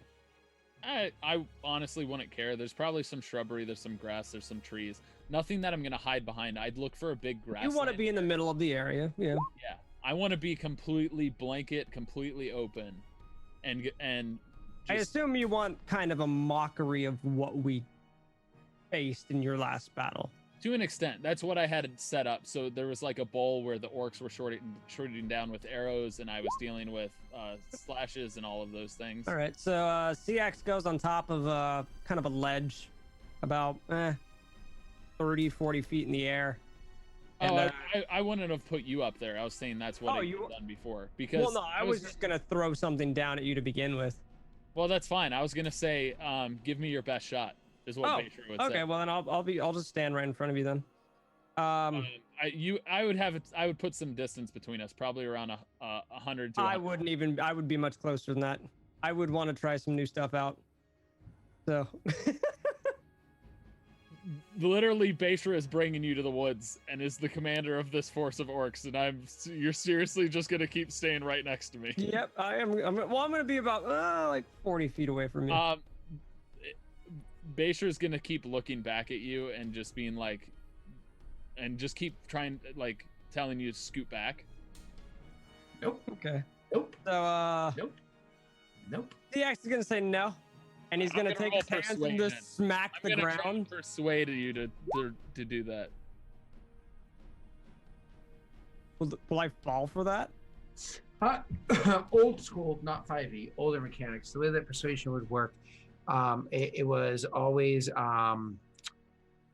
what is it? How did it work? It was 10 plus charisma modifier plus I think you added the HD in there too. So it would be 17 plus your charisma modifier is what he'd have to talk through. So that's old school mechanics. That's not 5e mechanics. My charisma. And the actual rules are those rules don't work on PCs. You don't persuade a PC, right? Oh crap! Then what do I do? You are at the mercy of what I want to do to you. punch you in the face, or say, Well, no, I'm a bit away from. I'm about 40, 50 feet away from you. And he'll just tell you to scoot back, but he's like, whatever, I don't care anymore. All right, so knowingly annoyed. CX would smack his hands together excitedly that he finally gets to burn some stuff and smack the ground, and I would create a wall of fire, a circle of fire around us. So basically, what I did in camp, but I have harnessed it to myself to where I can create it around us. Okay, so I'm surrounded by fire. Okay. We are surrounded by fire. Yeah. Well, I'll just look at you and say, not cool. Yeah, I'm just gonna be like, you didn't want him to see anyway. Well, Basra would just say, well, that doesn't hit me. And so what I was gonna do is, CX is gonna say, okay, here's for the fun part, and he's gonna jump out of the circle, and I'm gonna have the fire kind of go into the inwards. I think Scott wanted me to be specific on where I wanted the flames to be going. Yeah, so the spell goes. It goes fire, heat outwards or heat inwards. Heat will be going inwards so that Tyler will have, Basra will have a confined space to move around, and that is what I wanted you to do. So You've what seen I'm gonna me fall out of a tree as I was trying to climb up to see you. So what CX is gonna do is I'm gonna run in circles, or as much of a circle as I can do, and I'm gonna yell, "Ready, Basra!" And I'm just gonna start casting scorching rays. If I have to cast it, or Well, scorching ray doesn't quite work the same way, but okay, that's so I'm fine. gonna do AOE stuff. I guess I just fireball. You have burning hands. I do, but I have to touch him for that, and I jumped out of the Oh, circle. burning hands is 15-foot cone, and I think your is it? gloves extend that cone. Yeah, I'm pretty sure. Yeah, gloves of Taco Tuesday extend that cone, Okay. right? Plus 50%, so it turns into a 20-foot cone. Are you just trying to kill me? You wanted a thing, man. I was telling you to train, not murder me. Hold on. For the fire in the circle, you have to make a dexterity saving throw, Tyler. Oh yeah. All right. You make it. I fall out of the tree again. Just a little thing. You don't So- want to be within 10 feet of the wall. Otherwise, I think you take damage. No. He is within 10 feet, and he doesn't take damage. That's the whole Okay. idea. Okay, Yeah, my bad. I won on the dexterity saving throw. So usually he would take half damage, half of the 5d8. Ooh, I finally up the tree. Why is it- I fell out of the tree like 4 times, but I'm finally up there. He broke enough branches that he cleared the path. So anyways, you are running around. He all of a sudden he makes the wall of fire. And he's like, "You ready?" And you're like, "This isn't what I had in mind." And all of a sudden, the heat comes inward, and you just immediately grab up the corner of your cloak and throw it up in front of your face to allow the cloak to eat to absorb all of the fire as it comes your way. You take no damage from the fire as the heat comes bursting inwards. And then before you can even begin to react, as you're just like, what the hell is he doing here? He starts running around, still a good distance from you, and just opens up and throws a huge walls of fire at you. This huge cone of fire comes your way, 20 feet away. Roll me another dexterity saving throw there, Tyler, Why are you confusing us today? because you're the same person. And so, And Basra in this dodge attempt would dive out of the fire circle to get out of the way of the cone of fire. So he would straight jump through the ring of fire that was created to get on the outside, where opposite of where Ring of fire. That's a 60-foot wall. No, Yeah. 20-foot wall. no, you made a ring, didn't you? yeah, you surrounded me with it. I went Which is through about 5 feet wide. Yep. So he Oh. runs through it. it. So I dodged. What are you doing, Wade? That's my fall damage for all the times I fell out of the tree. Oh, Sorry, I had to do I it. keep seeing random die. It's confusing me. Basra would jump to the side, out of the way of the cone and out of the circle of flame that are walls of fire. I wanted you to be within the flame, or in the But walls. I'm not playing by your rules. I'm dodging. You can still punish him by flipping the fire to blow outwards instead of inwards. Oh, can I do that on the? Here's my on your question: turn. Would I have initiative now? Do we need to roll initiative because If you want to. I'm about to shoot at him because he's pissing me off? Go ahead, roll initiative. Quick, your Well, turn you gets just jumped rolled. out. I guess it'd be my turn, isn't it? No, I wanted to catch you off guard, which is what I wanted to train you for. It's okay. Roll initiative. We'll have fun. At this point, we're going to allow it to go initiative, because all he's done so far is dodge 2 How spells. do I click on my dude? I'm not able to. You are. Where are you on this thing? I think you're over Might be here. I've got a somewhere. giant X on me. Let's see. He's still click you. Yeah, you're not an X. You're above the X. Oh, I am above the X. I thought it was the X. Why So can't I you find hit initiative? I'm pressing the initiative button like to make it appear, and I'm not seeing it. Are you guys seeing it? Yeah, I rolled a 21 on initiative. Can you see it displayed with your turn order displayed? Yes, I see that. I do not. And I clearly go first. You just went first. You jumped out of the No, ring. no, no, no. That was All me that happened so reacting. far was literally he made a saving throw against the fire spell. He made a saving throw against the fire spell. It was so all that happened was you cast 2 spells, and now we're actually going with initiative. We're having fun. So he actually hasn't done anything yet. He just narrated jumping out because we don't really care about the rules being hard Yeah, that's right now because we're having fun. Unless you're actually trying to kill each other. I'm not trying to kill him. I'm just trying to. I wanted pissed. I wanted to reenact what it was like to fight in that thing. I didn't want to make nothing like what the fight was.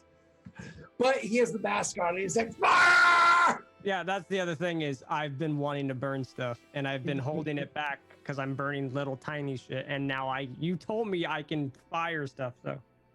Tyler, he's releasing his flaming load upon you. It's your turn. Well, I'm pissed, so I'm gonna freaking shoot him with my bow. And I'm gonna activate Heartseeker when I do it. Oh, Jesus Christ. Go ahead. Ah! Oh, Pat's dead. Roll your damage All right, so this is just regular Heartseeker damage. and roll your fucking sneak attack twice. Um, Can I roll again? Okay, well, 29, 37, 40, 4 points of damage. So one shot with the bow is like, I fucking told you to keep back. Does 44 take you down, Pat? Yeah. So I spark up because I don't die with Phoenix Spark. Correct. That is completely true. You do. So all of a sudden, you take a shot. Literally, the arrow hits you. Right in the chest. Called Heartseeker. It hits you in the heart. And it I would, don't even want to careful spell you. listen. It would kill you, but you're not a lesser man. As it hits you in the heart, it would kill anybody else. Instead of dying, that the arrowhead itself, the flame, the haft of the arrow, the feathers, all go into a blaze. Your whole body erupts in fire, and you're reborn again with 1 health point. I'm going to empower. Hold on. That was his action. He still technically has a bonus and a move. Technically. after shooting, I would run towards where CX was. Obviously, I would see I did more damage than I initially had. I mean, I wanted to maim him. I didn't want to kill him. But fully seeing where the arrow went, I would double dash over. Or how far away is he from me? You double dash is fine. Because you will say He'd probably be right next to me at that point. You started what 40 feet apart and you moved back a little or whatever it was. So let's just say double dash to get right next to him. That's fine. Okay, so I'm right next to him. I'm gonna be like, "Shit, are you okay?" Yeah, and then I'm gonna mantle. I'm gonna ignite. I'm gonna flames of Philelogos, and I'm gonna empower. And then I'm just gonna straight fireball right at my feet. Oh, awesome! This is fun because I had okay, cool. Well, you know what I'm gonna do. Oh, I know what you're gonna do. Sure. Yeah, but I don't Tyler, make a saving throw. Normal, right? No advantage. Correct. Good luck. Tyler, you take no damage. Pat, could you do me a favor and roll all of your damage? 33. Were there any ones? There There's was one. there was a Did you one. re-roll that one? So it's 32 plus. The 1d6. Yep. So it's 32, 36, and add 4 for your charisma modifier. So it's 40 points of damage, but you have resistance to fire damage. So Pat, you take half. So with 1 health point, you take 20 points of damage. Would I not be able to do my new thing that you gave me, What's that new thing? my spell, What spell? my careful. Careful means you automatically make the saving throw, which means you take half damage. So 40 becomes 20, and then you're resistant to fire as being tiefling. So 20 becomes 10. You have 1 health point minus 10 is -9. You drop. Right. I'm cool with that. And Tyler, you take 0. Yep. You would. I'm not saving him. No, No. he made a saving I throw. made my saving throw without your help. He rolled it raw. I would still blow everything up. So it's like you bring him out there, and he's just got this like flaming urge or whatever going on him from the mask, and so he's just like fire, fire, fire, Boom, and then I would just blow. and you're everything like, up. dude, fucking, he's like, yo, no! And then ends up blowing himself up, and then there you are, just barely like doing one of those like jumping, flipping dodges, throwing your cloak up in the way to try to absorb most of the fire as you're jumping out of the way.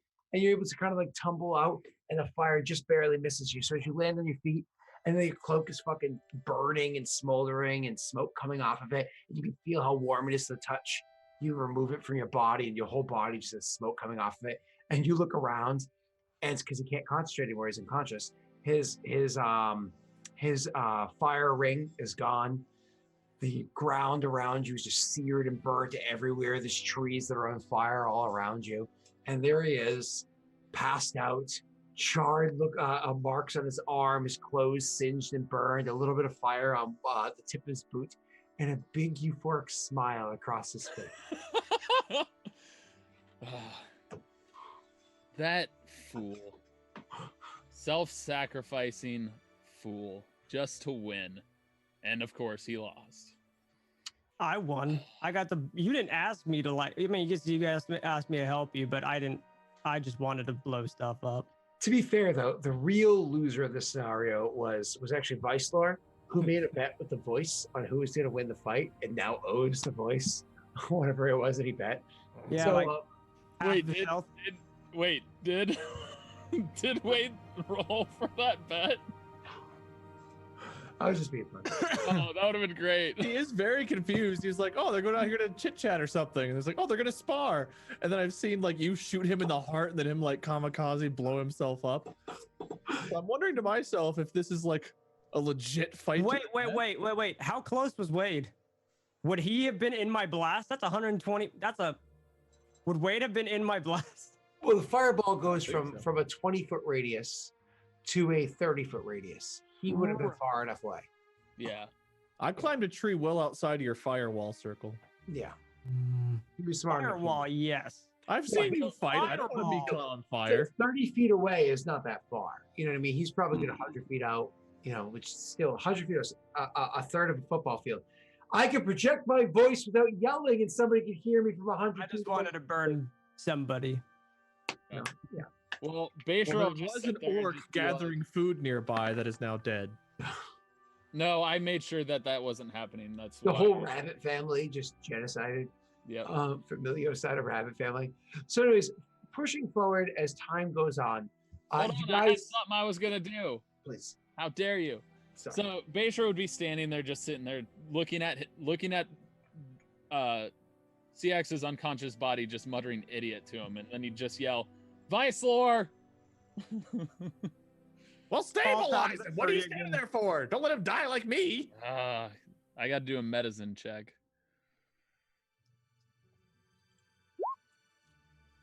Hey, he succeeds. Your medicine's a 0. I should have started climbing down the tree. That's why. Yeah, but to be fair though, Tyler rolls really well. His lowest roll's a 13 in the He last rolls really well. Tyler Last is the hero died. of this party. So He only rolls poorly when it comes to saving his own life Yeah. against NPCs. No, against himself.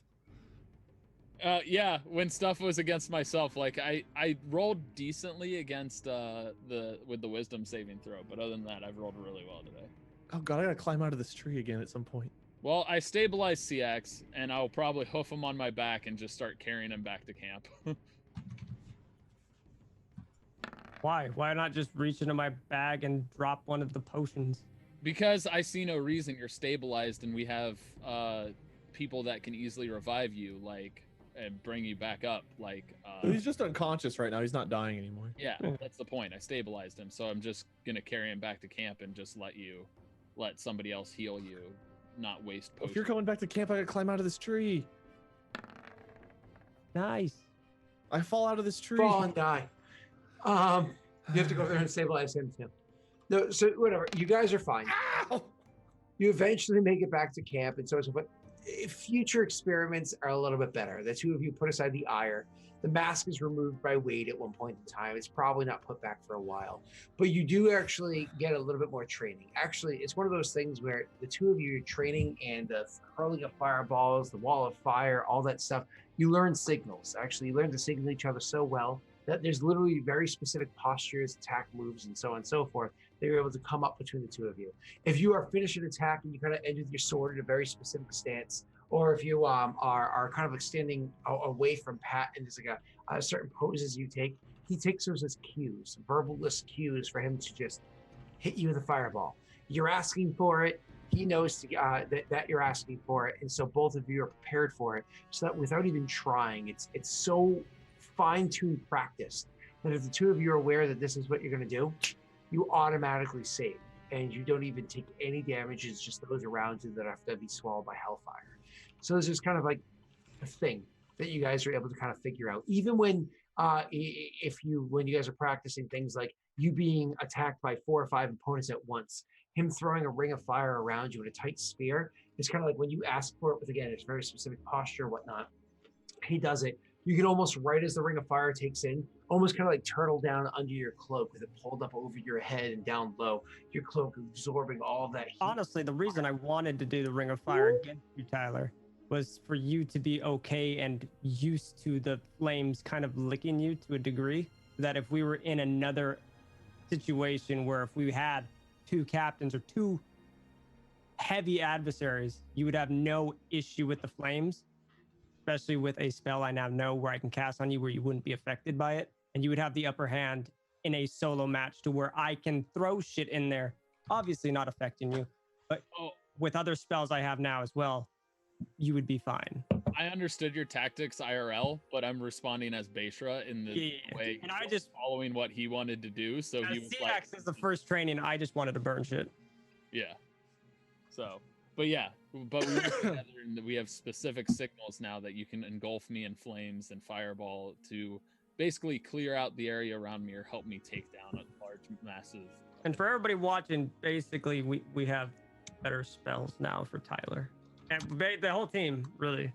Well, here I'm gonna link my thing in chat. Whoa. Yeah, put my thing in chat. No one wants to see that, Tyler. Everyone wants to see it. It's evasion, my friend. CX the fire boner. What?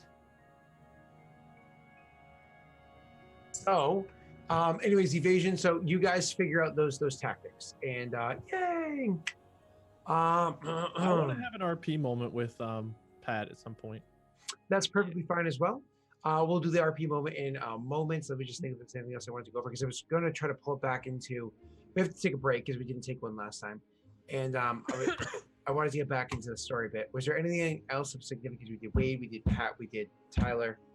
Thonk is thonk. And thonk is thonk for now. You really just don't like demons. We got it. And They're dangerous. Saw me kind of Like a fire in a nursing home. Old people burning. I just want to have a old people conversation burning. with Pat, and that's it for me. That's like 09 internet, right? That was like YouTube at the. I say it all the time. Jean LeJoie was the first YouTube like star that I watched. I was like, I love Jean LeJoie. He's awesome. You know, made me happy. What's the other one I used to love? I'm just a regular, everyday, normal motherfucker. I kill people. Guns don't kill people. There it is. 10 years ago, I dude. kill people with guns. Oh yeah, that's 2009. Holy shit, man. That was a long time Most ago. people I know don't get the reference because in 2009 they were still wearing diapers. But yeah, that was yeah. It was, I don't wear them because I have to. I wear them because they're comfy and they save me a trip to the bathroom. we've noticed. Whenever you eat spicy things, you become a little bitch. So you know. No, I don't. I punish toilets for hours. Wade's YouTube channel is actually bigger than Jean LeJoie's. I mean, does that surprise you? No. I don't know what that means or who that is, but That's what I'm saying. That's how old. Like these just so far long ago. It was a long time ago. Mike, we're old. I know it sucks. It's like, oh, back in high school, in town trying to tell a Scott, story. does Like, that mean you respect me now that I'm bigger than John John Louise? John LeJoie. That's what I said. John Luigi. Yeah, do you respect me now that I'm bigger than Luigi? No. Okay. All right. So, anyways, why don't we take our break? When we come back, we'll have the RP moment that you want, and maybe we'll get back to the story. Wait. I gotta pee. All right, we'll be back in a couple minutes. Don't go anywhere. With the last like 45 minutes.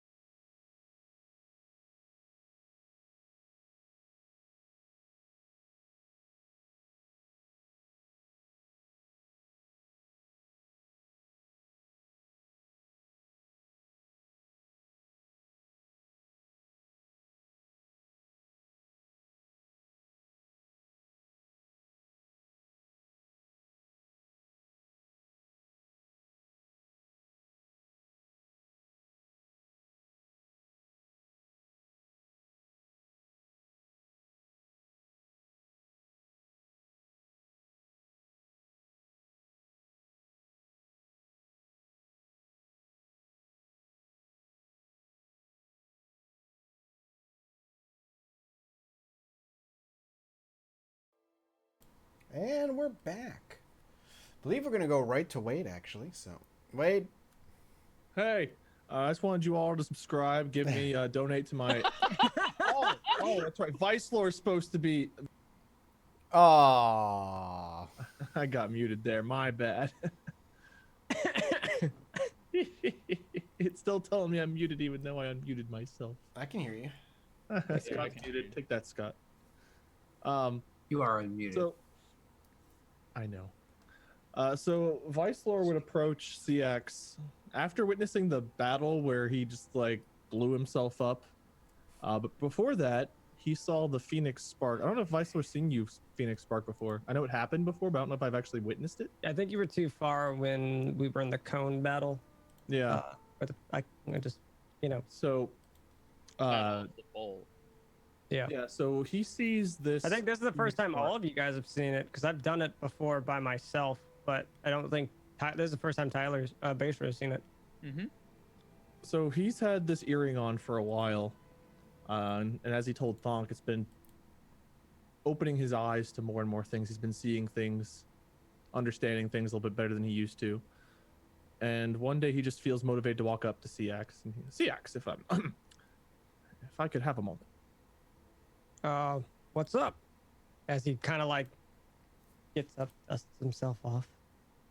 So I'm sure a few days ago, weeks. Anyway, whenever it was that you and Bashra first started your sparring. When I blew myself up. Yes, but before that, I believe Bashra had You want me to blow you up? Lights his hands on fire. not yet. However, Thonk might want you to if I. Never mind. That's another talk for another day. Before you blew yourself up, I believe Bashra had a pretty bad shot. Unless he was actually aiming for your heart, which would be kind of cruel, but regardless, you seem to have gone down and come back. Yeah, it's part of my, I guess, Phoenix background. It's not the first time you've come back. That's the second time that I've attuned to using my spark, actually. Okay. The first time was the day that we lost Bashra. How far back do you remember? Remember what? Anything? Using the spark? No, prior. Perhaps the spark. What is the first thing in life you remember? I remember waking up on the streets of a city that I grew up in How old were you? long when you ago. woke up? What? How old were you when you woke up? What is this first memory? I couldn't have been older than 8. Life before that, I can't remember. 8. Fascinating. I was a young teenager. Oh yes, tiefling years. They work differently than I think. one thing I didn't keep track of. I believe seeing that spark, there's something that triggered a memory within me. I've told some of you, rather, my past and how I have fought this creature we're hunting several times. Lost companions, lost friends, lost family. I had a companion, Axis. Oddly enough, an anagram of Seax, who very similar to you, in fact. Similar in ways I hadn't made the connections to until I saw you reanimate. And Axis was a companion and a friend. However, thunder, lightning were his go-tos, not fire, but something in my brain, soul, heart, whatever you believe, leads me to believe that I believe you two are the same person. I don't know any lightning, though. How would we be the same? Well, you have the rebirth of a phoenix. My best guess is that whenever you fell and died to this creature, something happened, some pact, some hidden ability, some tiefling thing. Some magic. Something brought you back, but didn't bring back access. Just brought back the soul, not the memory. I am not knowledgeable enough to know exactly what happened, but again, the whisperings. No, not you. The other whisperings. I don't care how you feel. Pardon. I have dreams of this monster, but I can tell you, besides our first encounter with it, I don't remember fighting it. At least not. You had dreams of this monster prior to fighting it with us. Yes, it became very recognizable. It's something hard to forget, Indeed. as I'm sure you're aware. I can't bring back your memories. However, it's comforting to me to know at least that you're back fighting by my side.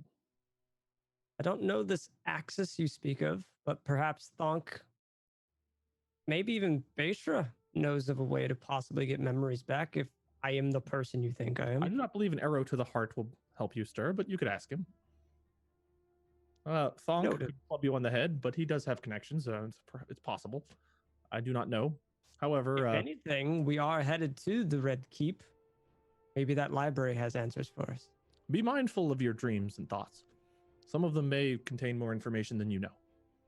I will be honest, as of recently, it's just been of flames. I can't get it out of my head. I can help put with that if you mask wish me on. to. However, that mask is he'll like tap it. Powerful ally and a dangerous one. Reminds me of another conversation I had with Thonk recently. Poor guy. He is surrounded by unfortunate circumstance. However, not as poor as me. My whole life. Ha! That is life as it is. Glad to have you back, buddy. CX would just like tap Viceroy on the shoulder. It's okay. And he'll kind of like roll off, like muttering to himself. I'd be very confused, but would take what Vicelor said to heart. And that's back to the story stuff, I guess. To our 3 muted companions. Oh, yes. And How's our the DM scotch? who's stuffing ice cream or bread or hot dogs or buffalo testicles, something in his mouth. Baba Ganoush. Swedish meatballs. George Baba Canoosh. It's Baba Ganoush. It's my next challenge. I've mastered my hummus blahme and a couple of other recipes. And so my next challenge is I have to make damn good Baba Ganoush. So I was made for me by a woman that I work with. She moved here from Palestine. and so I was challenged by her cousin to make damn good Baba Ganoush for her. So I'm like, all right, well, I guess that's what I'm doing. So she made some for me. I'm like, oh my god, it's fucking delicious. This is so good. And so But you're like a super excellent cook, so you'll knock it out of the park. yeah, like probably 4th or 5th time I make it. Was that a compliment between the two of you? I don't know how to handle Listen, if there's anything Scott has ever done for me in my life, it has made sure that I was always fed, even when I had a hard time feeding myself. He is an excellent cook. All right, so back to real stuff. Would Thonk want to approach Baishra at all, real quick, Mike, with regard to seeing him listening in on your conversation? Nope, not at all. Not even a little. When you guys finish that conversation, one of the things I do want to point out is one of you guys finish your conversation is unfortunately the travel, which has been going on for a long period of time, so on and so forth. Even though what's his name there, Baishra has been successful in picking the right path and guiding the right way, and so on and so forth. It's a long walk for orcs that aren't being properly manned. See, a very well trained leader would do a good job at. You and pepperoni pizza, man. Hey, if she's got it and she's making it and she offers it. Oh, she made it. Oh, she made it. It wasn't ordered. Is that wife pizza or is that like Domino's? This is wife pizza. This is not delivery. Wife pizza is good pizza. It's DiGiorno. It's Damali. Tombstone, but she that's also not wife pizza. Well, she also gets pepperoni and like puts more pepperoni on it. That's not like originally on it. So it's doctored frozen pizza. She just heated it up and doctored it. That's like when I put paprika into my fucking ramen It's noodles. lazy pizza doctored to be good pizza. The only thing that makes pizza good is more pepperoni. Yeah. I mean, I prefer Red Baron over Tombstone, but that's just me. I don't eat frozen pizza. It just gives me stomach aches because I'm lactose intolerant. It's just not worth it. Meanwhile, I think tubs of my ice cream go opinion down over your Chris' throat. Opinion, so fuck you both. Anyway, after Scott's ADD because he saw Wade with pizza, a good Well, leader. to be fair, though, he presented the pizza. All right. So, anyways, when you guys came back, one of the things, that, like I said, the orcs, what's his name? There, Thonk is somebody who has the capacity to maintain orc attention for a period of time because of how important of a leader he is, spiritual leader, and somebody who is a trained leader, which none of you are, would be able to a degree as well. Putting those two together, usually you'd have a war chief and you'd have a shaman traveling with a band of orcs. That is not what's currently happening. So the orcs are falling into a bit of infighting. As a matter of fact, I'd like you to roll, Mike, and I suggest you roll low, a 1d10. But in the scenario of a 1d10, if you roll a 10, which looks like a 0 on the die, it counts as a 0, not a 10. Okay. And what is this for exactly? I'll tell you in a moment. I burnt the roof of my mouth. 3. That's low. So, it's not even, you have not rolled on my screen. Yeah. The dice is There it rolled. is. The There dice you actually rolled. There you go. 3. Now I saw it. The dice Yep. rolled twice for me. Yeah, it's roll 20 is being hit hard right now. So, anyways, there was a bit of infighting that happened amongst the groups. As a matter of fact, the group that Beishra is supposed to lead and the group that you lead had a bit of fighting amongst them, and there was a bit of back and forth. And they beat the living shit out of each other one particular night. It was actually while the other two were off having their conversation. At one point in time, the Orogs had to go over to break it up because they were like, they didn't care who was involved. It was their job, their lieutenants, to go and resolve this issue. And so one Orog actually went over. So Orogs are so large, they're almost like ogres. They went over and they picked up 2 orcs and just smashed their heads together in an attempt to calm them down, unfortunately killing the 2 of them. Yeah. On top of the fact that a 3rd one was actually killed in the fighting itself. Okay. 3 of the orcs from the force unfortunately did die, leaving behind a couple of corpses. I don't know how it is that you guys want to resolve the scenario, or if there's any like direct approach your characters take, or if you just kind of, let's just get to where we need to go. I can burn the bodies. I would expect Bayshore would approach Thonk and to discuss what's to be done. The information that Scott kind of put forth, the fact that we're lacking a shaman really is Well, you could be the shaman, you know. that's true.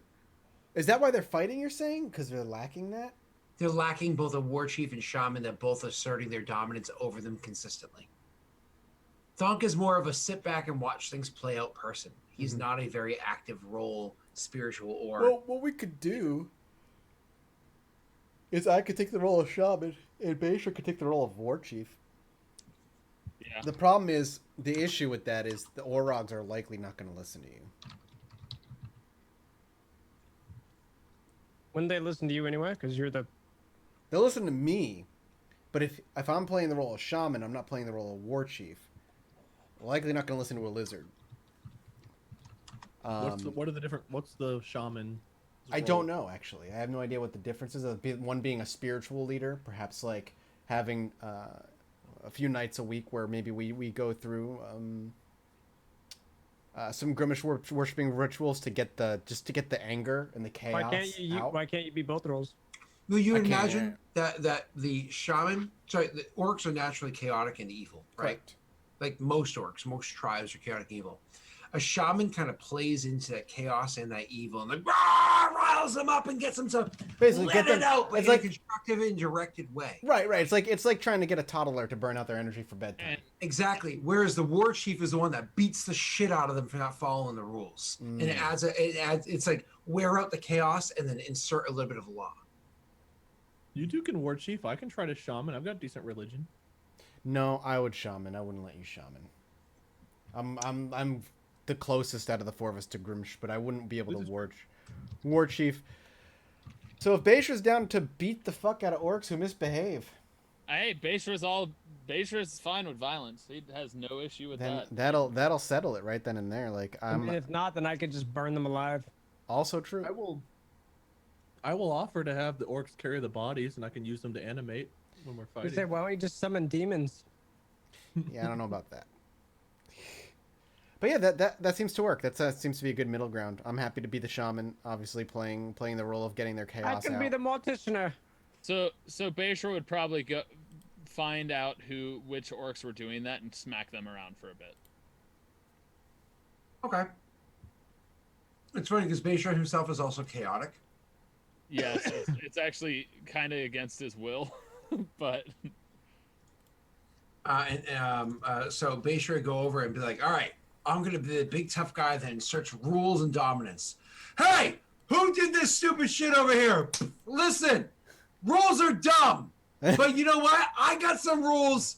Try to follow them sometimes. That way we can maybe get through this in a mostly organized, if you basically feel you like would say, stop killing each other. We need to save that energy to kill the wizards. There you go. So to do this, actually, Mike, if you guys are going to try to take these roles to try to keep them kind of in this I'm actually going to have you guys make me 3 checks now. All right. But we're going to have to pass on the survival because you're going to be distracted doing something else there, sir. You're going to be making religion checks, Mike. Tyler, you're going to be making your choice, intimidation or persuasion checks. Do you want 3 religion You checks? can also do deception as well, but those can only last for so long and you don't want to be caught failing. And somebody else has to make the survival checks. Well, hell, I should be the survival would go to Vicelor. Wait, And what's the survival? 7. Yeah, How that's many, higher how than many mine. persuasion checks do I need to make? Mike rolled twice by accident. Yep. Can I- It's all right. It was can with I- the same number at least. Can I also be part of persuasion with No. You're a nobody. Nobody loves you. Yeah, sorry. Well, I was gonna be like, if you don't listen to him, then I get fuel for my fire. Give me fuel. Give me fire. Give me. That which I desire. Oh, 15 solid. Wow. Wow, Syax. It's a good thing that was a wasted roll. Bad. Bad, Syax. So I rolled 1 persuasion. What else did Go I need? flagellate yourself in the corner. So the two of you, so more or less what's happening is Vicelor is maintaining just as good of a job as Bayshore was beforehand in traveling along the mountains. And we're finally going to be getting to the next part in one moment. Bayshore, you're trying to persuade them, talk to them, coax them into following the rules. They listen sometimes, but not consistently. You know what I mean? It's one of those things where they still will break out and do these things. You need to go and handle the situation more aggressively. And even what's his name there? Thonk, he's maintaining control, but then again, his troops came from the temple, whereas yours came from the keep, right? So with his check, he's actually, he's literally a leader. These are people that looked up to him for many years prior to his arrival, and some of them who even think that he should be taking the place of the person in charge of the keep of the temple. So he's having an easier job of it. Bayshore, not so much. He's probably too nice. I'm going to need one more check of everybody, but prior to us finally crossing the river and getting to the mountain, the region of the mountains where you're going to be going to meet with other orcs. So One more religion. Yeah. Mhm. All right. Can I roll? Oh. I was gonna ask before you rolled that. Can I roll to assist? Not really, because they don't give a fuck what you say. Alright. It's really, and it's not me. It's literally the orcs. It's how orcs are. I totally get that. Funny. Yeah, I totally get that. It's like when you're a ventriloquist and you say horrible things as the Muppet. No, it's not me. It's this guy saying it. Hi, I am you. This guy. Anyway, so you are doing all right job, Vicelor, making your way around that edge. You actually, unfortunately, do have a bit of a slip up. The first time actually failing because the DC was at 15, where you come across as you guys are traveling along, you end up choosing the wrong path and cutting through a bit of farmland. That wouldn't be so bad because it's not like farmers are going to raise up their pitchforks and try to attack 150 orcs. They're not dumb. They're going to choose not to do that. Unfortunately, it does provide a certain degree of temptation amongst the orcs. Now, Thonk is smart enough to keep the orcs orderly enough that they can get there without killing each other. However, Thonk's opinion of how to behave and so on and so forth is a little bit different than others. He literally sees these humans and whatnot as a lesser race, and Thay is a very homogenous nation, so they're pretty much all humans here. So as you guys are traveling through the farmland area, and the orcs start going about and well, eating what they want to eat and taking what they want to take and slaughtering all the pigs and the horses and the cows and just taking them as food. Thog could probably be like, at least they're not killing each other, and would almost like lean into that a little bit. Beishra would probably try to convince them because he doesn't want to see the innocent people die. It's not that he doesn't care about the fucking horses and shit. He just doesn't want the people to die, so he's trying to convince them not to do that. Unfortunately, in his attempts to try to convince them not to go approach the people, it almost like it annoyed them. His asking them not to do it pokes them with just the right button, book, that they actually lean into it and go and do that specifically because he told them not to do it. As you guys are traveling through the region, you end up finding a few of the homes and even fields of crops that you guys didn't end up taking set ablaze, and orcs bragging amongst themselves, rumors and whatnot, bragging amongst themselves that of what they had done, who they had killed, burning down the houses, stealing the alcohol that they had hidden away, and so on and so forth. These rumors come through multiple channels, but what ends up happening is because you guys are kind of dealing with the situation as a group, the four of you together are the four of you together, and they're kind of the outliers. I imagine at this point that you're kind of like coming to the point where finally you're going to climb up the actual mountains themselves and meet the new orcs to expand the number of orcs that are with you, for better or worse, and you still have a long travel left ahead of you, that you kind of pull a meeting together to discuss the situation and how you really want to handle it. Sayak should be involved in this conversation, as would Wade, but nobody listens to him anyways. I couldn't participate in the fires. Huh. Beishra's looking on at his orcs disobeying, and Pat's with him like, "Woo, burn!" Fuck you, Beishra! I don't I listen to led the you, charge. Dad. I'm I so like- mad they set those fires. Hides the matches. Now Could I have persuaded them to be like, fuck that guy, let's go burn these villains? my God. If the four of us gather up, I would probably lead off with. Now, I believed the farmland would be a shortcut. I did not foresee, think about the ramifications of orcs traveling through a civilized land. So, Who did it kill again? Just a bunch of humans? Yeah, humans. Fucking farmers. cares. Lives That'd be- lost. Were they tortured? Probably. Enslaved? Not enslaved, they're dead. They're dead. Beishra, honestly, Beishra doesn't care about death as long as it's not just slaughter for the sake of slaughter. It is slaughter for the sake of It slaughter. was slaughter for the sake of slaughter. So Beishra would just look to Thonk and be like, not what I had in mind. Then, Just then punish them, war leader. Find See, the one who we'll instigated it. jokingly say, yeah, punish them more. He said, Find dog doing this. find the one or the small group of them that instigated it. there's plenty of talk. What do you propose? I don't like the idea of losing numbers, so I don't want to kill. What did you do to have to take control of them in the first place? That's fair enough. CX leans into Beishra. How about a branding? Beishra would draw his dagger and put it to CX's throat and say, do you want to die again? Do you? still not sure if you guys are sparring or if you actually hate each other. Wow, I just realized that everybody in this party, either on screen or off, has died before. I don't think I've fallen. No, no, Well, no. technically, your entire character's backstory was you died. Well, yeah, I guess, yeah. I guess I was the first, like, death to the monster, wasn't I? That I can remember. Of note. Show them why you're war leader and show them why you're worthy of leading. DX would lean into the Beishra in serious this time. I would also agree with Thunk. Show them your authority. Show them your That was my share of thought. power. But I wanted to address the numbers issue as it was, because we already lost 3. And not saying to kill, Not Oh, saying yes, to do. not saying to slow our progress. If you want to Show rein them- them in, go up to the orc that instigated and Punish. just rip out his throat with your teeth. If you do not wish to punish him by removing his life, then remove his pride.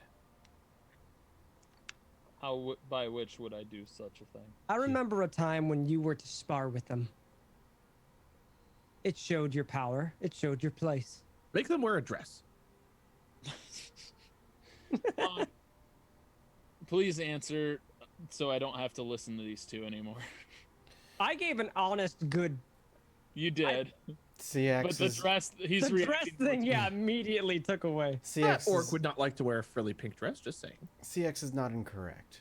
Find the one who started it all, and put him in his place.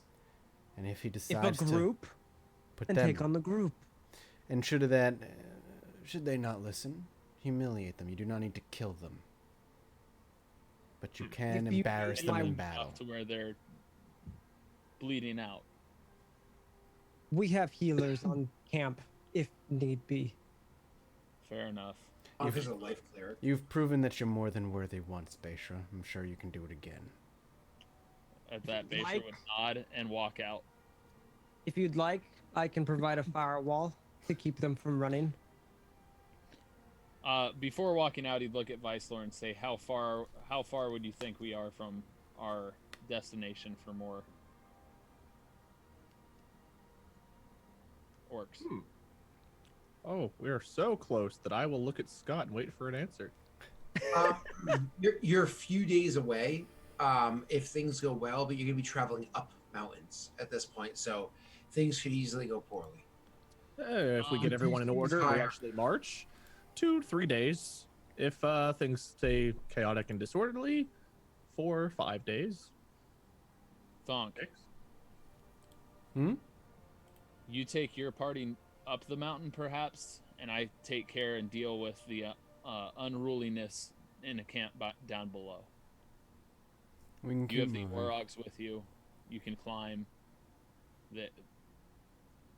I know it's separating the troops, but perhaps There's only like what, good option. 2 or 3 Orogs though. I Scott. thought you had kind of like 10 to 12 per No, troop. Orags, 2.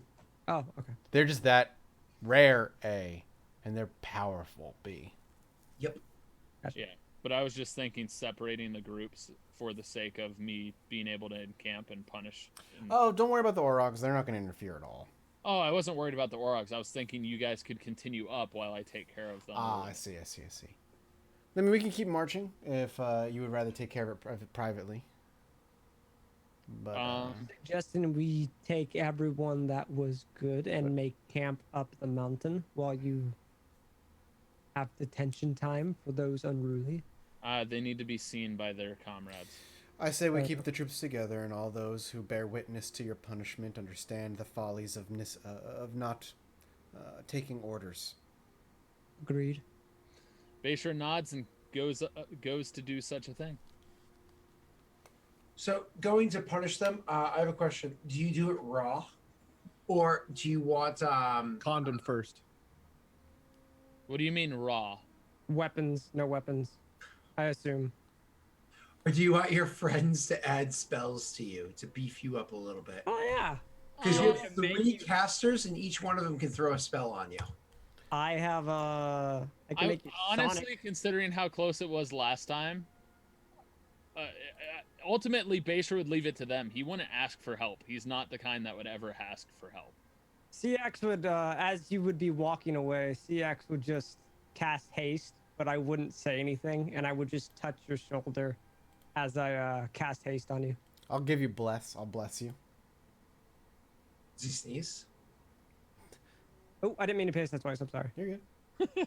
How dare you? So whenever you make an attack roll or a saving throw before the spell ends, the target can make a D4 check and add the number rolled to the attack roll or saving throw. This is gonna be more about narration than anything. Yeah, really. I give So- you. so I when bless go- you with Grimace, basically.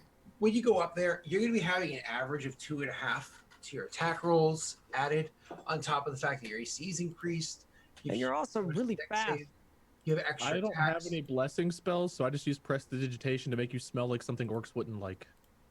Elf. Not that they would disrespect and want to kill. but something that would be The skunk. Beishra's AC would be 19. Yeah, I'm making you OP. Like, I'm not even joking. Yeah, haste literally makes Beishra insane.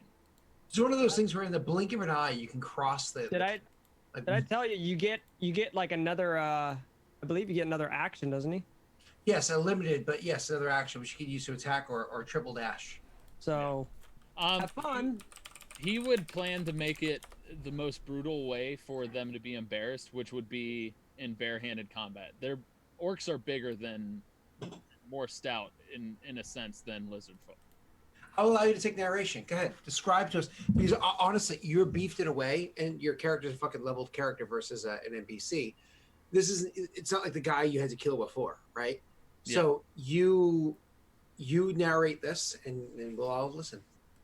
Beishra, everybody's been talking about it, and which group of orcs there were. How many did you say there were, Scott? 3? Died last time. If you're talking about how many misbehaved this time, Yeah. I would say it was 5 orcs had misbehaved this time. Okay, so he would figure out who was Of that 5, actually, do me a favor. I'm so sorry, Tyler. Roll me an insights check, but you can roll with advantage because you're getting information from the group meeting. Okay.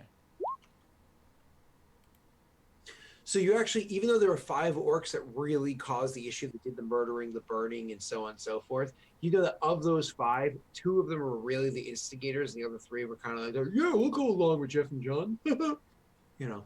Gotcha. So he would go for the other 2 separately, the 2 of the 5, and would basically the first one he approached he would confront them, and Beishra would just be like, "You disobeyed a direct command.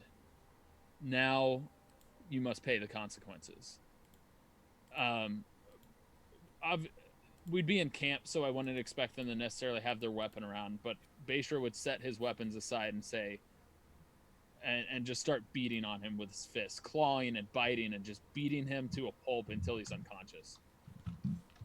Punch after punch, kick after kick, jumping around, using his athletics to climb on stuff in front of a group of orcs, just purely, fundamentally embarrassing that orc in hand-to-hand combat without weapons. Using your teeth too? Yep. Oh yeah, he would bite.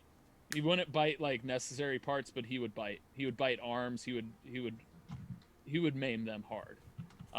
Biting into their arms, kicking their legs out from under them with a final swift knee to the face to knock that one unconscious, as after putting him on his knees and holding his head and announcing robustly and loudly to the rest of the group, "This is what happens when you disobey." Okay. And so this is just like doing this beating, this absolute lashing and whatnot.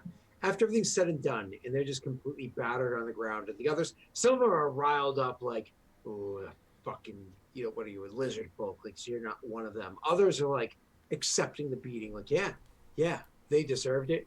And the rest of them more or less like, awesome, this is a good show. Yeah, this is so much better than walking. This is fun. You know what I mean? Because you're not going to be able to get all of them. Right. But what I do want you to do is, after everything's said and done, they've made it easy for you, so I'm going to give you advantage on this check. Roll me an intimidation check, because that's literally what you're doing. Yeah. And the effect goes kind of along the lines of what I just said there, but you get your point across. They understand. And you realize that perhaps the way to deal with these orcs isn't persuasion, trying to convince them, talk to them, but to command them and threaten them. That is how you're going to make them listen to you as the war chief. Not fluffy words and promises, but breaking noses and fingers. Which Beishra would happily oblige to. That was just the first orc. The second orc, would be immediately after this brutal beating. He would call them out and just straight up Superman punch them to the face. Yeah. Leap off the ground, punch them in the face, and just even more so than the last one, just absolutely brutally take apart, to the point to where they are bleeding out from bites, from claw marks, from everything, so much so that the healers would have to attend to them immediately. Would the two of you recast your spells on him to make sure it maintained for both events? I don't think haste touch, is it? No, range of 30 feet. I don't think Thonk would be there watching is the thing, because this is not his place to assert himself, and Okay. we want to keep himself out of the area so that there's no So the haste would still be on there, but not the other one. the blessing would disappear. But the haste tile, no. Pat, would you recast the haste? Probably not on that second orc now. Okay. So the first orc went through easily. It wasn't even an effort. You know what I mean? You asserted your dominance. The second orc, however, took a significantly more effort. This orc actually, in his defense, swinging back, he realized that your attempts to beat him down and so on and so forth were not as effective as he expected, because he was kind of afraid at first. Your intimidation check, what you had done to the orc prior, blah, blah, blah. He actually ends up defending himself, trying to fight back even, trying to even fight you. And maybe even gets off a good clean hit. But that doesn't deny the fact that Bayshore is a significantly greater warrior than he is 1v1.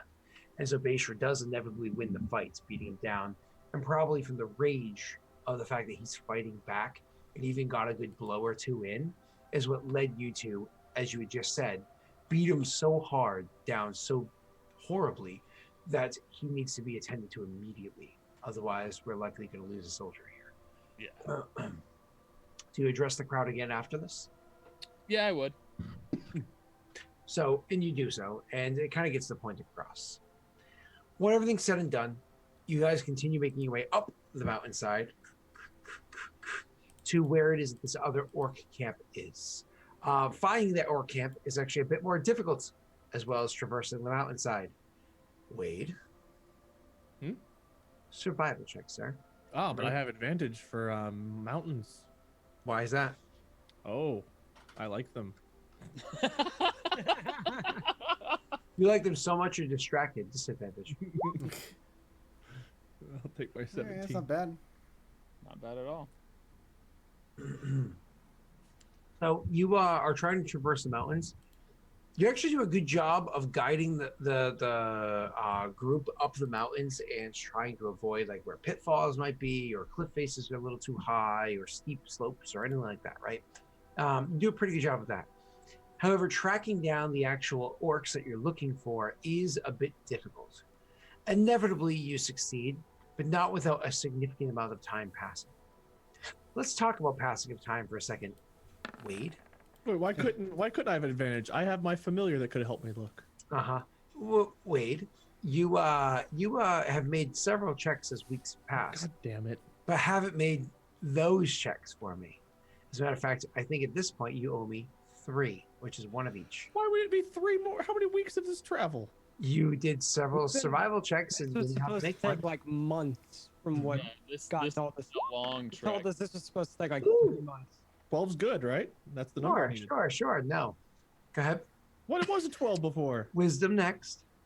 It wasn't 12 before. Oh no. Okay, charisma. Roll well. Oh no.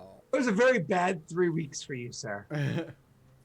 -1 to each of those attributes, please and It thank you. wasn't 12 though. All of them, huh? Yeah, before. With the DC, Oh no, the DC keeps crawling up. not every time, but it goes up as time goes. That's Scott's will. When Scott hates me, he decides to raise it. But then that's all the time because it goes up pretty Yeah, I consistently. know. I was gonna say so every time it goes up. Every 3 rolls. But yeah. That's Can I rough. make an insight check to see if Wade's becoming stupider? No, he's already been aware of it and said to you guys to keep an eye Right, on. but can I make an insight for the way that we took through the mountains instead of like the trail that he obviously just missed? It took us a good way. The path was good. It's finding the orcs that's difficult. So I would say no for that. However, I will still allow you to roll with disadvantage. Oh, disadvantage. Oops. Okay. Let me do disadvantage. Did I see the trail? No. You have no idea. Beyond the warnings that he's given the party in a vague manner. Sorry, Wade. I just deteriorated 3 times. What would I roll to see if I've noticed that it's significantly? That's the You probably significant- just would, I would assume. No? I exactly as Mike just said. I would say you just. Now that you're How do aware you of it, I put it? feel like it's something that you would just be If constantly. he noticed that he took that big of a hit to himself, I think that would be something he would address before we go into this major combat. So I don't know if he would approach the whole party or not. If everyone's gathered together, he would, but like, Oh no, Well, It's Vice up Lord's to you if very they're gathered pri- together or not when you You're a approach. very private guy. I don't even know if you would want to admit that. I've already done Considering it. What Beishra's orders were, he'd be within pretty close distance of Thonk unless he had something else. But would you say that? Vicelor's motivation is to defeat this creature, and if he thinks he's deteriorated to the point where he might be a hindrance, he would definitely bring it up. Well, you know, Thonk's solution is cut it off. I think if the party's together, he will come up and he'll be like, "Well, now that we are here, I need to address this. I've taken a significant toll in the last month or so. Look fine to me. Nah, well, it would." He'll like pat Baisha on the shoulder. Vice Lord, we're just a couple days out. We could see the city lights from here. I'm not saying I'm incapable of doing anything. I'm saying that deterioration has escalated to a significant point. For months, I felt up here, but in the last month, I've plummeted to here. Now, that's still above the mean, which is here, but not at the maximum point, which is here. He'll still sound very intelligent with the way he's like diagramming things. Sure. Like, giving you diagrams. Yeah, he's still got intelligence of 17. If 10's an average, isn't genius or something like 16? 18, yeah. Yeah.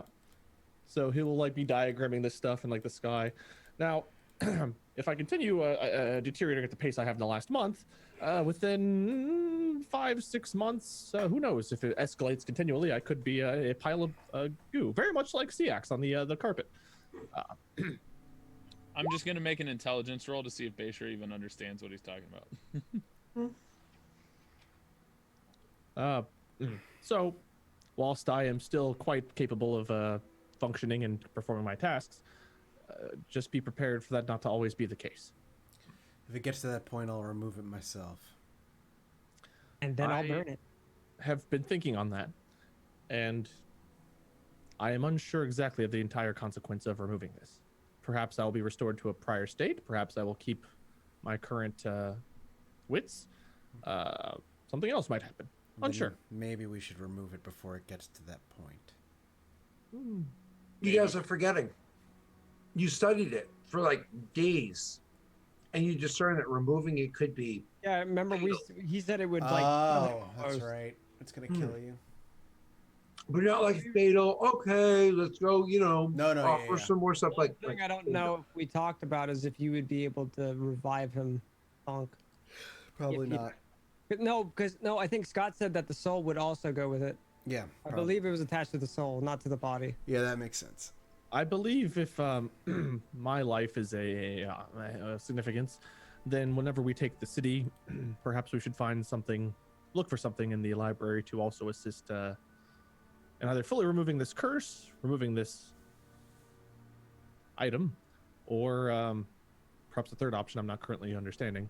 But this is something that will have to be addressed. Otherwise, I may very quickly, in fact, become a hindrance to the party.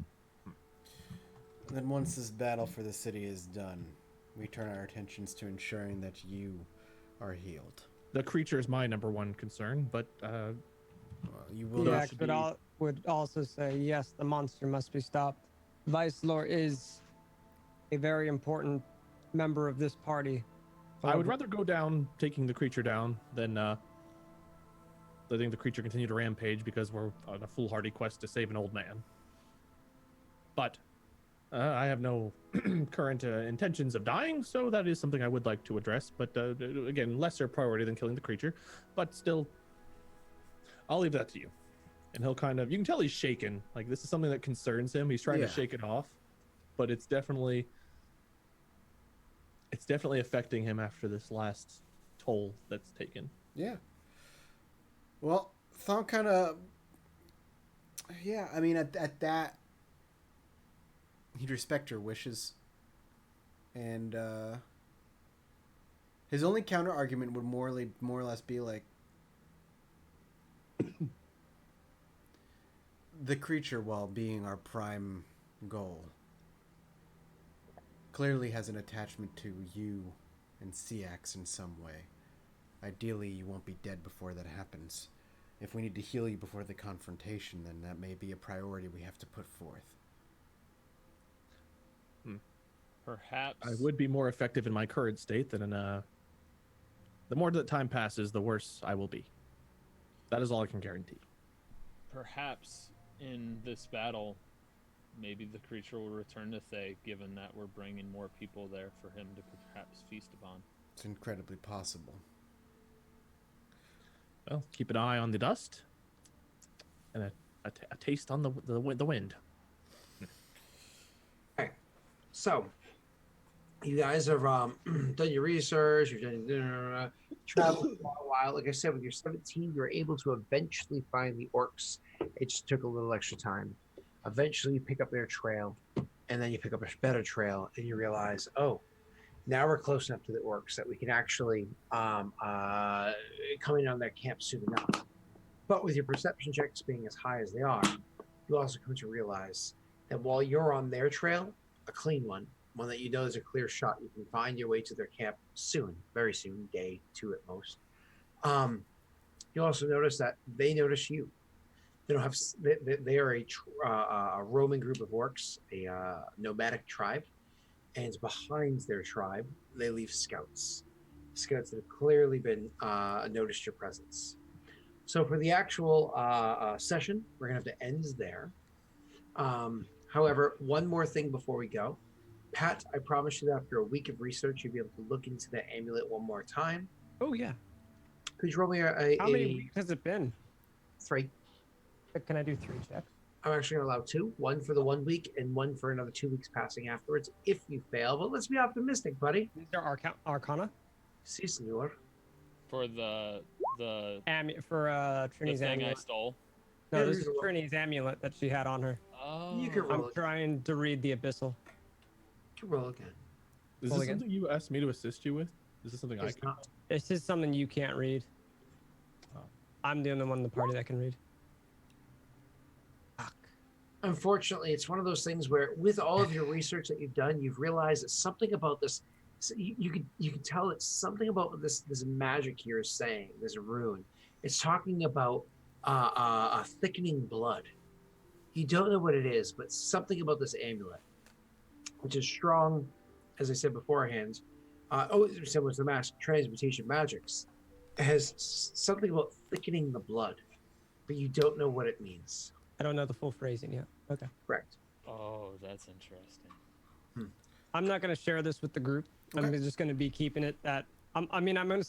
It's something that I've been fiddling with. You guys have all seen me probably fiddling with it. Oh, but yeah. I'm also fiddling with my coin as I've always been doing this entire trip. I haven't flipped it again, but you see me playing with this. You see me kind of just messing and looking at this trinket. When we've gone through the town and the farm, I've been looking for books and stuff like that. Obviously, abyssal language is very hard to come by, I would assume. But Oh, that's incredibly rare. yeah. So All right. I'm hoping for something in the library, but I'm not sharing this information with anybody because I don't think it concerns anybody, as it was Trini's. And She did. yeah. Ah, Happy birthday, Wade. Finally. well, Took long thanks for enough to watching, get my everybody. birthday. We Almost will Make sure you 3 months continue later. to spy on Thonk. keep on spying, baby. I think to you guys, it would just look second nature, as I'm always kind of fiddling with trinkets. Yeah, that's what I figured. Like, you're always That is fiddling with in my shit, so- nature. Like, I like messing with shiny things. You saw me again. I see Spying you on you. again. It honestly doesn't really register because you're always slinking around. Like, every time anything, like, Beisha's very quiet and sneaky, so. All right. Yep. Well, we'll be back next Wednesday for I assume the assault on the city. Ooh, next Wednesday might not happen. Okay. Well, we'll figure it out. Don't worry. Well, for the next session, important things to note, and this is something I'm going to throw out there, not just for the players, but for the viewers. If you're not familiar with it, but Wizards of the Coast released a UA, Unearthed Arcana, for greater scale combat. So it's not just like, my character casts this spell against that character. When dealing with hundreds, if not thousands, of soldiers, or at least dozens or scores, like your scenario, you can kind of like peel it back and let it be simple checks that handle big resolutions, where rounds go by as minutes as opposed to seconds, and Right. so on and so forth. So we will be utilizing those rules for next session. Feel free to look up 5e large scale combat or whatever it is, and you'll find the UA pretty quickly. Cool. Go ahead. All right. Well, if we don't play next Wednesday, we'll see you the Wednesday thereafter. We are likely going to be back tomorrow night. We're not 100% sure. We're working on that right now. Yeah, I thought we were. I'm pretty sure we're playing tomorrow. I'm 98.7% that's. sure. I'm like 90. Yeah, I'm like same. I'm like the same. All right. We'll go around the room. People can tell you what they're doing this week, and then we'll say goodbye. We'll start with whatever the fuck that face was, Wade. Wade. Hey, I'm Wade. I make YouTube videos with Lord Minion 777. I stream on Twitch, Minion 777. I've been playing Days Gone lately, and that game How got was like it? mixed reviews, but I've actually been loving it. I heard don't it know was like when Days Gone reviews came out. What I remember reading is like the game is very solid and does what it sets out to do well. It just doesn't do anything new. Oh, I'm okay with that. Cause see, my prior things I was excited about, No Man's Sky, Anthem, Atlas, Anthem. things I've been excited about have like hit the bar so low that a You have game bad taste. meeting Oh, yeah. expectations is like, that's all I ever needed. I don't need you to blow me out of the wall. Like I always hated whenever you like a game and then the sequel comes out and they're like, well, we had to add 18 new battle techniques and we had to do this and that. It's like, I liked it the way if it's good, why don't break it? Don't fix it if it's not broke. Yeah. Wait, it's like when people are like, I'm excited about the new X-Men movie. Then clearly you don't know about movies. Scott, are you excited for Baldur's Gate 3? Yes and no. Unfortunately, it takes That's great, place. Scott. It's my turn to talk. So that felt so good. Yeah, I've been enjoying Days. I'm actually gonna keep talking and not let Scott finish yet. He can talk on his turn about Baldur's Gate. All right, Tomorrow Scott. we should be here.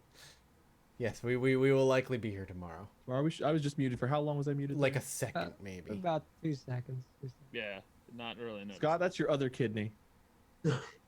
Wait, are those coming to me? Because I'll. Sure, Yeah. you can have them. They're gonna be stabbed, but like, Bayshore can eat them, or you can shove them in and hope. I don't know, whatever. What blood type are you? O negative. I was gonna say, I'm B positive. Mm. Ha ha ha. So Yeah, counter I'm your O personality. negative. I think I'm actually that's the universal donor, right?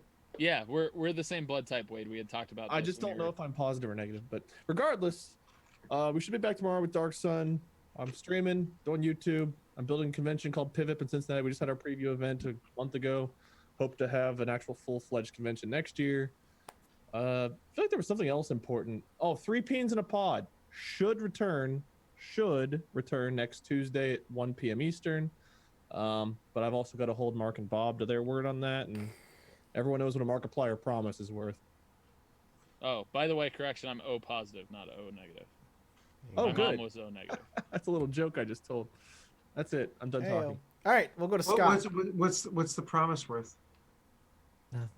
Nothing. Exactly. Oh, So Scott, what about you? What about you got going this weekend? What was your thought on Baldur's Gate that you didn't get to finish? Short version is disappointing that it's going to be taking place in the future. I honestly did not like that teaser trailer. I was like, if you understood how Illithids transform from being these tiny little tadpoles into people, it does not take 3 seconds in a cinematic video. But I get it. You're selling a video game and it looks fucking badass. And I'm Yeah. sure the mechanics are going to be amazing. Every Baldur's Gate game has been incredible so far. And those are made by Bio. Oh. Well, Well, we'll see what happens. this is Larian Studios, though, dude. They did Divinity 2, and Divinity 2 was incredible. Yeah, Divinity 2 was a game that I played with you for about like a few hours and went, I'm bored. I We'll- loved it. We'll see what happens. So Aurorum Kingmaker, very soon to be Aurorum Regicide. This slight little hiccup in the getting the prequels or the solo sessions recorded prior, but not a big deal because it's going to be coming up very, very, very soon. I also just recently did over on my channel a Patreon game. It's actually finishing up this upcoming Saturday. That is also impacting those 2 campaigns. So there's a lot of like interwoven campaigns affecting one another going on in one timeline. It's a lot of fun over there. So twitch.tv/Dalery. come by and join Daddy's Dungeon. Hell yeah. I don't want to join Daddy's Dungeon. So, Pat, what are you up to? I am gonna be streaming on Patrick Static, Twitch, and YouTube, and all that fun stuff. Tomorrow, I'm mega excited because I'm playing a new game that I've been waiting for. I actually got access 2 days ago, which I didn't realize until today. It's a brand new Lovecraftian game called The Sinking City. I'm very, very excited to play it. Looks really good. So that'll be starting tomorrow morning. I have people coming to paint my house tomorrow. So, yeah, I get to be up at 7, which is when I'm going to be streaming so early. And then I'm also doing a new Witch Academy thing with Maggie, which is fun tomorrow. So other than that, nothing. I've been playing my friend Pedro. Also a crazy fun game you all should try. Because Devolver Digital makes crazy fun games. It's true. My friend Pedro is like Tony Hawk meets John Wick. On steroids. Yep, pretty much. It's stupid fun. It is great. Well, that leaves us with Tyler, the man himself. That's me. I'm Tyler. You know, just like the post. I'm Tyler in game. I'm Tyler out of game. To be fair, in Mike's defense for that tweet, we didn't know if Basher was coming back. We didn't know what character I could end up being. So to be fair, to all of our knowledge, we didn't know. We were all kept in the dark. Only Scott and I knew. I asked Tyler a couple days ago when we played Risk of Rain. I'm like, so is he coming back? He's like, you're gonna have to wait and see. I was like, that's because I wanted you guys to react just like everybody else. I knew in my heart Basher wasn't done. Sure, Weissler. And then we shot you in the fucking heart. Yeah, also true. But you can find me on twitch.tv/apocalypto_12 and everywhere on social media as apocalypto_12. As you can see, I am not in my office. I am no longer in LA. I'm going to be at home spending time with my family this week and this weekend. I will be here for a while, going through a family gathering of sorts this weekend, which I'm actually super excited about. But I will be back in LA later in July and hopefully here on stream some point while I'm here. We'll probably do like a talking stream or something like that on Twitch, on my Twitch page. And I'm actually going to be a part of a special campaign coming up that I'm super excited about because I've been building that character and I'm pretty pumped to actually do some more voice stuff with this new character in the campaign over on this guy Scott, who's somewhere here. He's above you. Dale Rick, that guy. Fantastic. Only above us on the page, to be exactly. Well, if you guys enjoyed the show, No, you didn't have to say anything. You could have just gone along. You're a tiny man. Oh shit. Well, if you enjoyed the show, you can watch the VOD immediately. If you're a subscriber, if not, it'll be up on YouTube for free 24 to 48 hours later. We love you guys very much. And if you want to support the show directly and create curse masks or rings or good items, quit cursing. Or if you are sad that Trini is gone, you too can bring Trini back. Check over the Patreon. It helps us Actually, immensely. I already know exactly how she would come back. Can come back. I just need you to This is unfucking acceptable. Right then, goodbye everybody. Goodbye. That's it. I'm ending it there. Goodbye. We'll see you tomorrow. Goodbye.